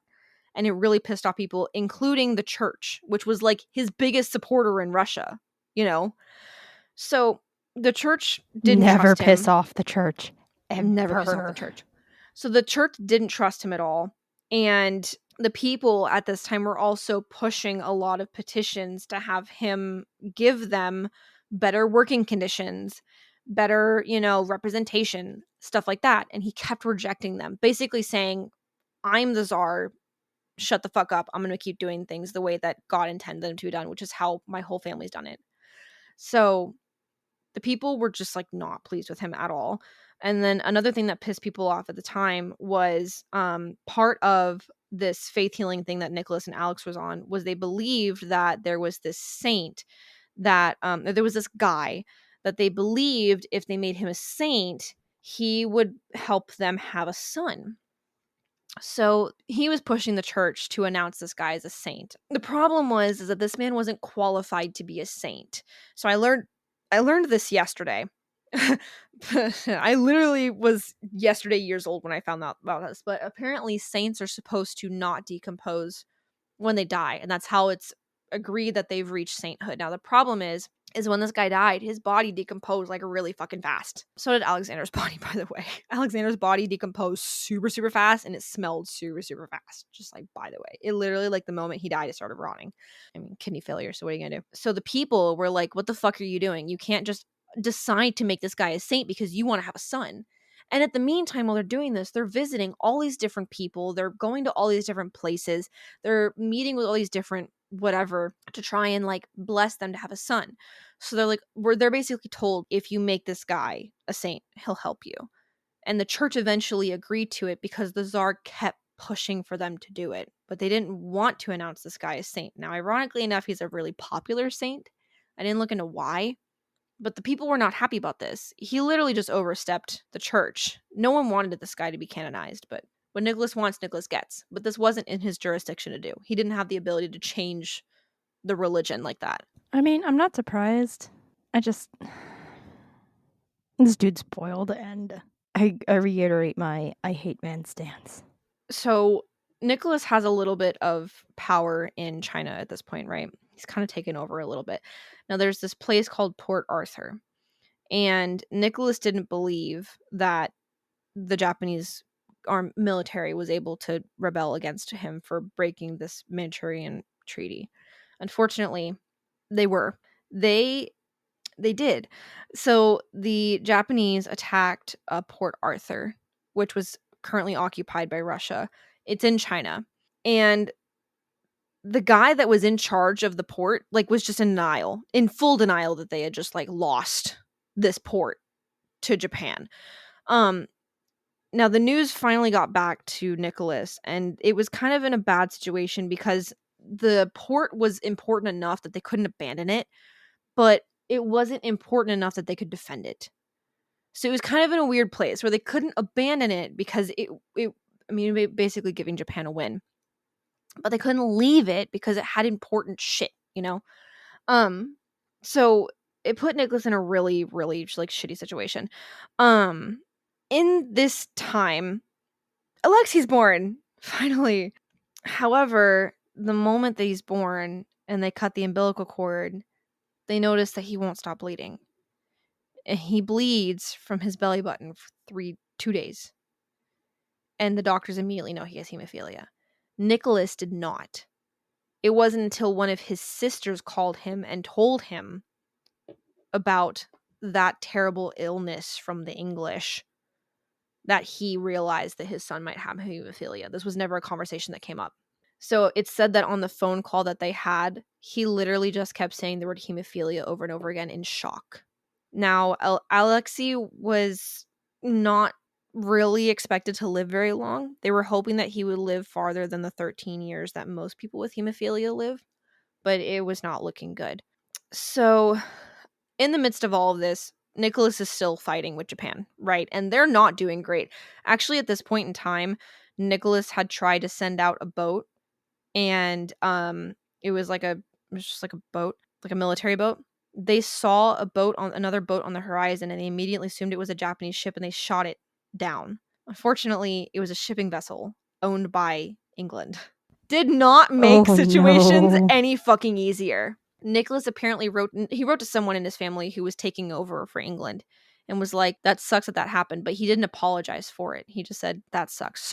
Prayers and sorrows, basically, is what Nicholas said. Now, the problem is now England doesn't trust him in the water, and he's fighting with Japan. And the people are mad that they're at war. And they also still don't have the working conditions that they want, and they're not being listened to by the government.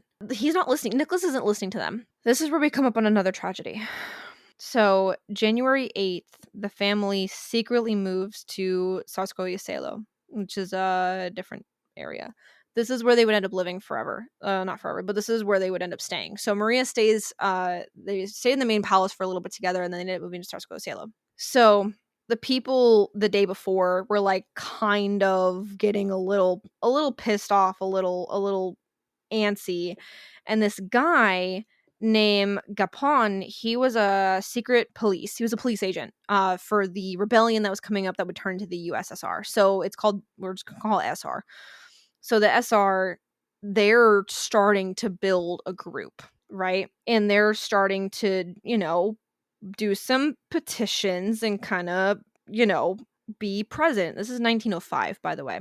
So January 8th, the family secretly moves to Tsarskoye Selo because the people were really, really pushing for reform, and Nicholas was not having it.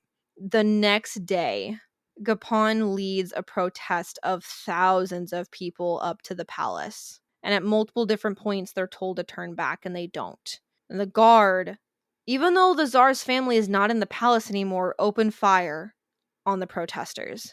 Thousands of people are injured. Oh my God. And over 1,000 people are killed. And this would be known as Bloody Sunday. Jesus to Christ. Russia. I know. So there's that. So that happens January 8th. Now, or January 9th. February 2nd, Sergei is assassinated. They were originally going to bomb his carriage as he was arriving to the theater, but the assassins saw that his wife and kids were in the carriage with him. Now, Sergei is married to Ella. Ella is Alex's older sister. Oh, so they were like, oh, wife and kids in there. We can't kill them too. Mm-hmm. So they waited until his family was out of the carriage. It said, as I'm quoting this from the book Romanov, as the carriage rolled into the Kremlin, an assassin tossed his bomb from 4 feet away. Nothing was left except the back wheels of the carriage. Fingers, one leg, and a foot were sprinkled onto the square and roofs of the surrounding buildings. A naked, one-armed, one-legged half-torso lay in the smoking debris. The coachman was alive but dying. Ellen ran outside. Throwing herself to her knees in the bloody, charred snow, she started to collect the fragments of mangled flesh and place them on an ordinary army stretcher, rummaging in the snow for pieces of Sergei because, as she explained, he loved order. Oh my God. So she heard the bomb go off, ran outside, and in shock, probably, started collecting pieces of her husband and trying to put him back together. I don't think she had processed that he had just died. I mean, would you? Could you? His head and arm, and I think one of his legs were immediately evaporated. That's how close the bomb was. Jesus Christ. So parts of his body remained, but he was killed instantly. I mean, the entire bomb, the bomb blew up everything except the back wheels of the carriage. The rest of the carriage was completely disintegrated. Afterwards, Ella would become a nun. Honestly, yeah, no, same. Also, after this, Nicholas was warned that he was being hunted. A lot of assassinations would continue to go on for the next 5 or so years. And so the family would stay kind of locked up in their house. They wouldn't leave very much because it was kind of normal for people to be assassinated, but it was starting to get really, really close to Nicholas. And he'd already lived through one assassination attempt in Japan. So he had a couple brushes with death. However, a little bit after this, Nicholas actually had a way out of this war with Japan, which was really, really, really turning people against him. People were not happy about this, and they were more pissed with how many people were dying in this war with Japan. But the USA decided to come in and be like, hey, we'll mediate between you two. And Nicholas was like, cool. And he was out. He was fully out of the war with Japan. Yay. Love that for him. So, a little bit after this, the workers were still pissed off. Workers were striking, students were completely rioting, and tenants were actually physically attacking their landlords. Mood. Just if anyone's taking notes. This. Psst. This is the part where you really need to start writing shit down. After the assassination of Sergei, Nicholas allowed basically his military and his whatever to comb through Russia and just start slaughtering anyone who was considered to be a rebel, specifically if they were Polish or Jewish. He was heavily sounds really familiar. He was heavily anti-Semitic. And they would literally like sit here and crack jokes about how Jewish people were just like nothing. It's also said that the reason why he didn't like Jewish people is because they were the ones who sacrificed Jesus, but I thought that was the Romans. So I don't know. I don't know about religion, but anyway. No, it was the Jewish Roman population. Oh, yeah. But yeah, they were very, very anti-Semitic, and also anti-Polish, I guess. So they were slaughtering thousands of people from every corner of the Russian Empire. Now, after this, Nicholas was pushed to agree to a constitution by a guy named Witte, which I don't know who this man is, but he's a pain in the ass. Every time he comes up, something bad happens. So he's the one who wants to make this constitution to basically give the people kind of what they want. Now, around this time, Minnie brings in this guy named Nikolasha, and he's like a Russian man. Now, this man is like grotesquely obsessed with medieval ways. He literally cut a dog in half, one of his dogs in half, just to show how strong he was and how sharp his sword was. He was fucking batshit. No, he's batshit crazy. Now, this man is brought in because he's like a pure Romanov by Minnie's standards. This man is like the grit of Romanov, right? So Nicholas wants him to take over as dictator of Russia. That's what they wanted to do. I don't think Nicholas wanted to be czar. They wanted him to take over as dictator because he was, still in the Romanov family, but, However, when he was told that he wanted to have when Nikolasha was told that Nikki wanted him to take over, he literally ran out of the room, grabbed a gun, put it to his head, and said, "If you make me, I'll shoot myself. If you try to make me czar or try to make me dictator of Russia, I will shoot myself in the head right in front of you." What the fuck is wrong with people, man? And Alex was upset about this because she basically was like, this guy just guilted us into signing this constitution to be able to allow the Russian people to have working conditions better, which is weird. So she said that if this whole constitution thing failed, it was his fault. However, when Nikolasha was brought in, he also introduced Alex and Nicholas to a friend of his who was a peasant who had just fascinated Nikolasha, and his name was Grigory Rasputin. God damn it. Grigory is a shit show of a man that I don't want to go into. However, Alex had a best friend named Anna, and she was not really happy with her marriage. Now, Nicholas ended up allowing her to, I think, divorce from her husband, and she didn't remarry, but she did end up becoming a very devout follower of Rasputin, and she kind of became the link between the Romanov family and Rasputin because she was best friends with Alex, so he kind of always had an into the family. He wasn't part of a religion that believed this, but this is something that he so there was a religion going around at the time that basically believed that you could be closer to God by like doing drugs, drinking, and having like a shit ton of sex, right? Now, he said he wasn't part of this religion, but he did kind of do that. He talked about sex a lot. It was a little weird. However, he was also he was like a faith healer Christian man. And they were fascinated by him because he's a peasant. You know, he's just like a common person. But he had this charm that was like irresistible to the family. And despite the fact that they were very, very, very anxious of strangers, they completely welcomed him with no questions asked. Now, there were other two people that the Alex had been kind of seeing called the Crows. I didn't look too much into these people. I just literally just learned about them today. And I'll probably get into this more when I talk about Rasputin if I do. But they were kind of the ones who were hanging out around Alex. Now, these people also wanted something from the family. One of them wanted Nicholas to allow her to like divorce from her husband or whatever. So they all kind of wanted something from the family. So they stayed really, really close to the royal family. Now, no one was allowed to talk to Alex about anything to do with faith without going through the Crows first, including Rasputin.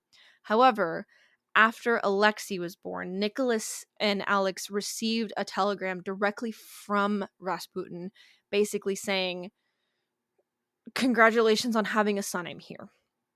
And the Crows were pissed at him because he sent this telegram to the family without it going through them first. But it was the first true connection that they had to the family. Now, later on, it would go from Rasputin being just like a medical faith healer to actually having an influence in politics. Now, Alex wasn't supposed to have an influence in politics, but she would listen to Rasputin. He would really, really, really sink his teeth into the Romanov family. Now, I'm not going to get too much into it now, but I'll bring it up more with Alexei. But the big thing that I think really, really pushed Alex to trust him was the fact that for some reason, maybe it was coincidence, maybe he did have some abilities, but he was able to kind of coincidentally say that Alexei would be fine the day before Alexei would start to get better from literally some of the closest brushes with death that this kid would have. There were multiple times where they actually thought he was going to die. There was a point in time where he was actually read his last rites because they thought he was about to die, and he ended up living because Rasputin sent a telegram saying he's going to be fine. I think he literally said that the child will not die. Jeez. So there's that.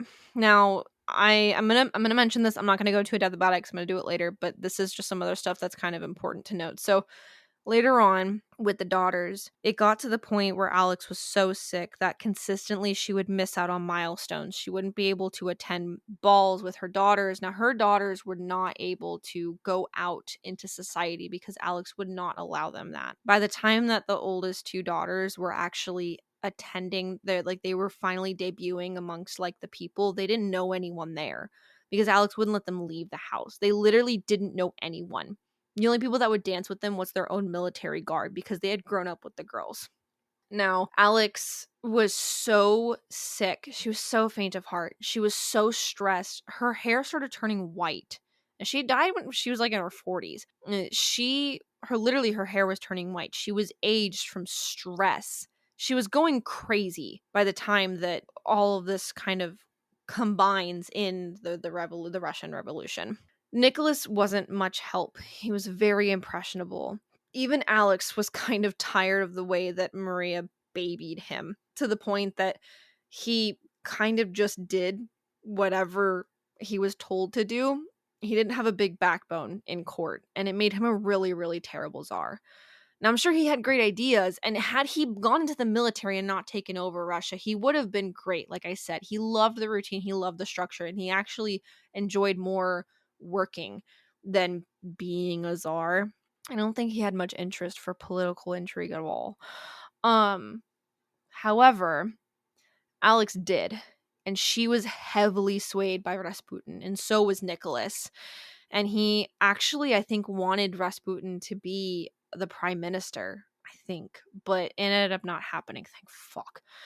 Now, also, after Sergei was killed, August 12th, Stolpen, the prime minister. So after this constitution was signed, they elected a prime minister basically to like help with the people. So they had like two levels of government, right? Now Nicholas saw himself as like God. He saw the administration as the nobility, and he saw like this lower government as like the peasantry. Like he thought he was above his own government. I mean, whatever. But August 12th, 3 suicide bombers walked into the room that Stolpen was in and blew themselves up. They killed 27 people and severely wounded 70. Stolpen carried his wounded daughter out of the ruins, followed by his 3-year-old son. This is the prime minister of Russia. Shit. This man's metal. He's also bleeding because he was also like hit in the explosion. You know, at this point, the SR is starting to get really ballsy with their assassination attempts. It wouldn't get much better. Now, inflation would end up becoming so bad, and this is kind of why the family was executed. Inflation would become so bad. There was factory workers on strike, food shortages, literally hundreds of people line up for a bakery that had like 5 loaves of bread. Like there was nothing. These people had nothing. Many farmers have been called to join the military, but there weren't enough people to work the fields, and they still weren't making enough food. Inflation's caused the poor to be priced out of the market. Sound familiar? The poor literally couldn't afford food. That's how bad inflation was. They literally couldn't afford anything on the market. They were starving. And there were comics drawn of Alex and Nicholas bathing in the blood of the poor. Holy shit. Because that's how different their lives were. Alex and Nicholas were still having these extravagant things. After he abdicated, after he stepped down from the throne, when they were moved in the middle of being kidnapped to this random remote town in Siberia, the prices of luxury goods, like even just like basic goods, was like quadrupled in price. Because the royal family was in town, they still had money. They could pay these prices for all of this crazy shit. They were moved into a house that had no plumbing. And ahead of their arrival, in the middle of them being kidnapped, by the way, the house was fixed up by a team of painters and plumbers, and like nice furniture was sought out for them and nice clothing was sought out for them to wear. They just got kidnapped. They just stepped down from the throne. They had stupid amounts of money, ridiculous amounts of money, and the people were literally starving. Students were striking. People were attacking their landlords. Workers were striking. There was not any money to go around. And people were so upset that they were protesting because they couldn't function anymore. The government was ridiculous. The rich were literally richer than ever, and the poor physically couldn't afford food, to the point that they literally literally priced out of the market. They didn't have the money to buy bread or milk or eggs. Jesus Sound Christ. familiar? Yeah, very. So this it's not surprising. Now, here's the other thing that I want to point out is it tragic what happened to Nicholas and his family? Yes. In the same breath, though, Alex literally told Nicholas that the people that were revolting, who were born when Nicholas came into power, mind you, were just young people complaining, and they'd get over it. Jesus Christ.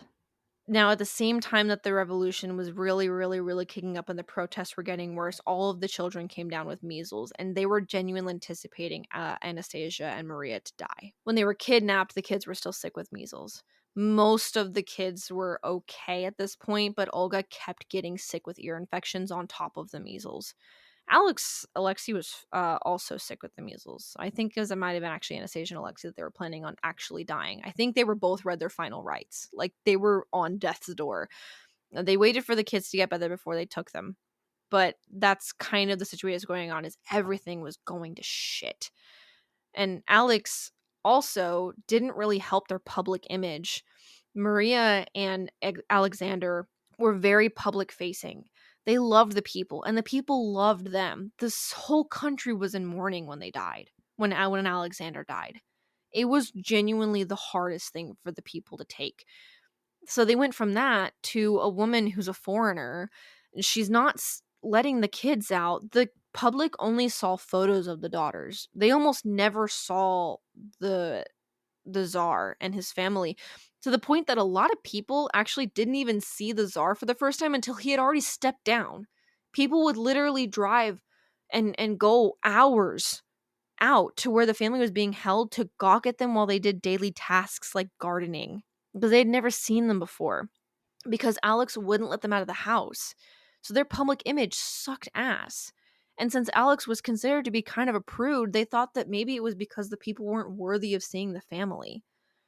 So she made their public image so terrible, and Nicholas made such bad government decisions that they basically took over, shut themselves up, and then destroyed the country and refused to acknowledge that people were suffering. And then when they were finally, kidnapped and forced to abdicate, which the only reason Nicholas abdicated is because they said it would be better for Alexei. That's the only reason he did it. He didn't care about the people, but it was considered that it'd be better for Alexei if he stepped down. That's the only reason why he did it. But by the time that happened, like, shit was bad. Shit was really, really, really bad. And it's, I don't know, it's really, it's not surprising that this is what happened, but like, people were like protesting hard. People were setting shit on fire. He actually, before they were abducted, most of the military had turned against them at this point. Even their own private guard had turned against them. The people who ran the Standard, which is their private yacht, they had also turned against them. And the children loved the staff on the Standard, but they were turned away. Nicholas actually requested to be able to go to England, and then the people were like, we don't want Nicholas here. We don't want the family here. You kidding me? Look at how they're treating their people. So he denied them access to England. And then right after that, Nicholas and his family were kidnapped. And when I say kidnapped, they weren't like bags over their head thrown into a carriage. One day, their military guard that guarded their house was dismissed, and the SR police were put in their place. And from that moment on, they were under house arrest. Jesus Christ. Mm-hmm. That simple. Yeah. Because the entirety of the military had turned against them. Everyone had turned against them. Literally, I'm not even kidding you. Like, there were people who were pro the emperor, but the military itself, like the actual like Russian military, had completely turned against Nicholas. They had a little bit of their guard left and maybe a few garrisons, but they didn't have much. By the time that the family was executed, most of the country was against them. And when their bodies were discovered, it actually took 10 years for them to be able to be finally taken out and tested when they had discovered the bodies. Because at the time, when their bodies were first discovered, the USSR was still in place. The government that took over after Nicholas and his family were killed, that government was still in place when their bodies were discovered. But 10 years later, the USSR was dissolved and the new government took over, whatever it is now. And then they were able to exhume the bodies and test them, because they didn't want any of the Romanovs being pulled out during the USSR, because they thought it would start a revolution against the USSR. That's the whole reason their bodies were disposed of in the first place, why they were executed, because they didn't want the family to become martyrs. Their bodies were actually purposefully hidden because they didn't want to be martyrs. And they weren't hidden very well, by the way. I just don't think people looked hard enough. But yeah, their bodies were hidden on purpose and then were found, but the USSR was still in place, and they were still scared, like decades later, that the Romanovs were going to be used as martyrs, so they didn't dig up their bodies. They weren't even sure it was them. They were pretty sure, but they weren't 100% certain. And then 10 years later, when the government was finally dissolved and a new government was put into place, then they thought it was safe enough. And even then, like over 60 years later, I think, some crazy like that, like decades later, even then, England was still, like, the governments of other countries were still so mad at Russia that they wouldn't help them. Like, royalty denied loaning their DNA to prove that was the Romanov family. Jesus. It took years, literally years, for them to finally test it. And it was some random, like, out-of-pocket country that was like, yeah, we'll help you. And everyone was like, are you sure? To finally even begin testing. They were able to prove it was Alex pretty quickly and the daughters pretty quickly, but it was harder to prove Nicholas. They had the direct ties to Alex because they had the children of Queen Victoria, but Nicholas was way harder to test. But thankfully, he had a genetic mutation that was able to get him tested pretty quickly.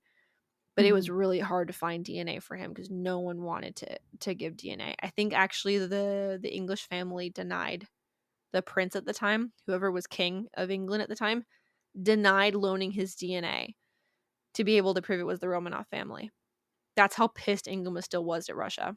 And probably because he was scared someone was going to clone him. But I mean, honestly, same.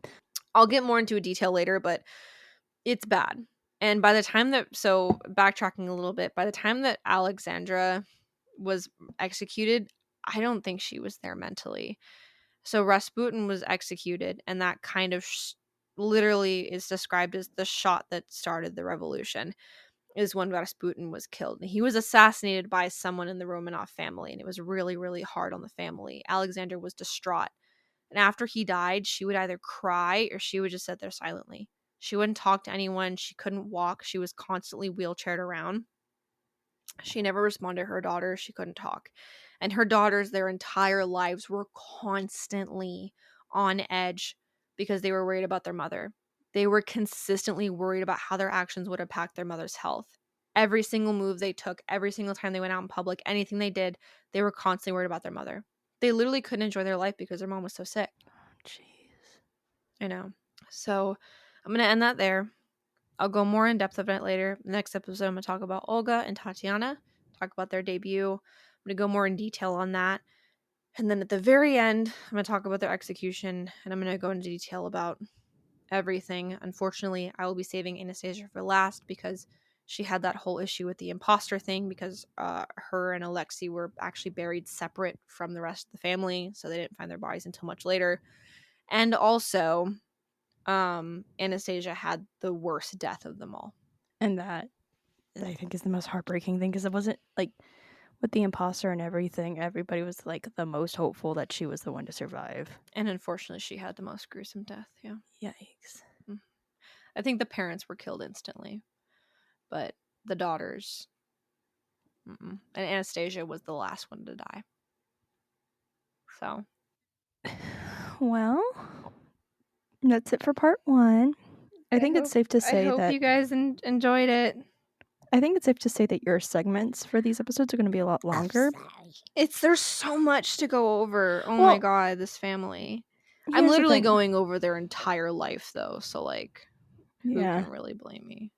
And I'm sure once you get to the daughters, it's probably going to shorten out because unfortunately, their lives weren't as long. Yeah, unfortunately, there's not a lot to talk about with them because they didn't live very long. So.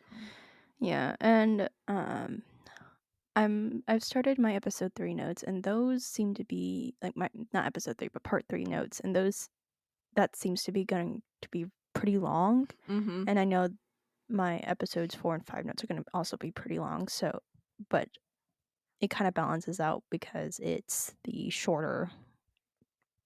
It's probably going to be the shorter parts on your end. This series is also going to be very long, so we completely understand if you have to break this up into like multiple listening sessions. Oh my god, yeah. I please do not try to sit here and take all this in one go. I couldn't do it. And I just did it. So please, God, take a break in the middle of this. I know we're going down to once a week or going up to once a week. That doesn't mean the episodes are gonna get any fucking shorter. It just means we literally sat down and was like, there's so much information that if we don't break this up into one episode a week, these episodes are gonna be like 10 hours long. Yeah. And it's not because like we're not trying to ramble. And I literally went into less information than I could have. I really look. I've been researching this since November. If you really, really, really want an in-depth look on this family, read those 2 books. You don't even have to pay for them. I read them on Libby. Audiobooks, man. It's there. These books total are like 20 over 30 hours long together. So these books are massive books. So if you want to sit down and listen to 40 hours of the Romanovs, you could. It's on Libby, which is free, by the way. If anyone doesn't know this, libby.com, or you can get the app Libby. You get a library card, and you can read anything you want for free. You can read BL. You can read... Whoa. You can read anything you want as long as your library has it. Yeah. Where we live has a pretty large library just because it encompasses such a large area. Yeah. There are some places that won't have as many, and it's a little but bit... it's still free. So you can get a lot of things on there. And if you're in a situation like me where you really want to read a book, but you really don't want to support the author, you can get it on Libby because it's free. But yeah, thank you for listening to the drama. I hope you guys enjoyed it. It doesn't get any better from here. In fact, it gets much, much worse. So much worse. I'm so sorry, guys. I'm not. I was gonna wait and do the Romanovs next month and do just like happy little fun stories at the end of this. Then I was like, I've already put too much energy into this. I don't know the energy to change it. We're doing the Romanovs. So I am so sorry. Yay. Anyway, have a good night, good morning, good afternoon, whenever you're listening to this. Stay safe and keep learning. Fuck Bye-bye. Rasputin this time. Fuck that guy. Grigory Rasputin, I'm coming for you. Oh dear. Good night. Good night. Hello, everyone. This is Mythos from the future, ? Due to a series of unfortunate events, we will be delaying this next episode that is going to come out on the 8th of March.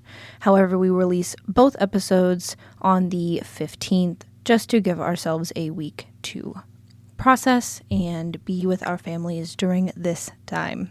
So, until then, have fun.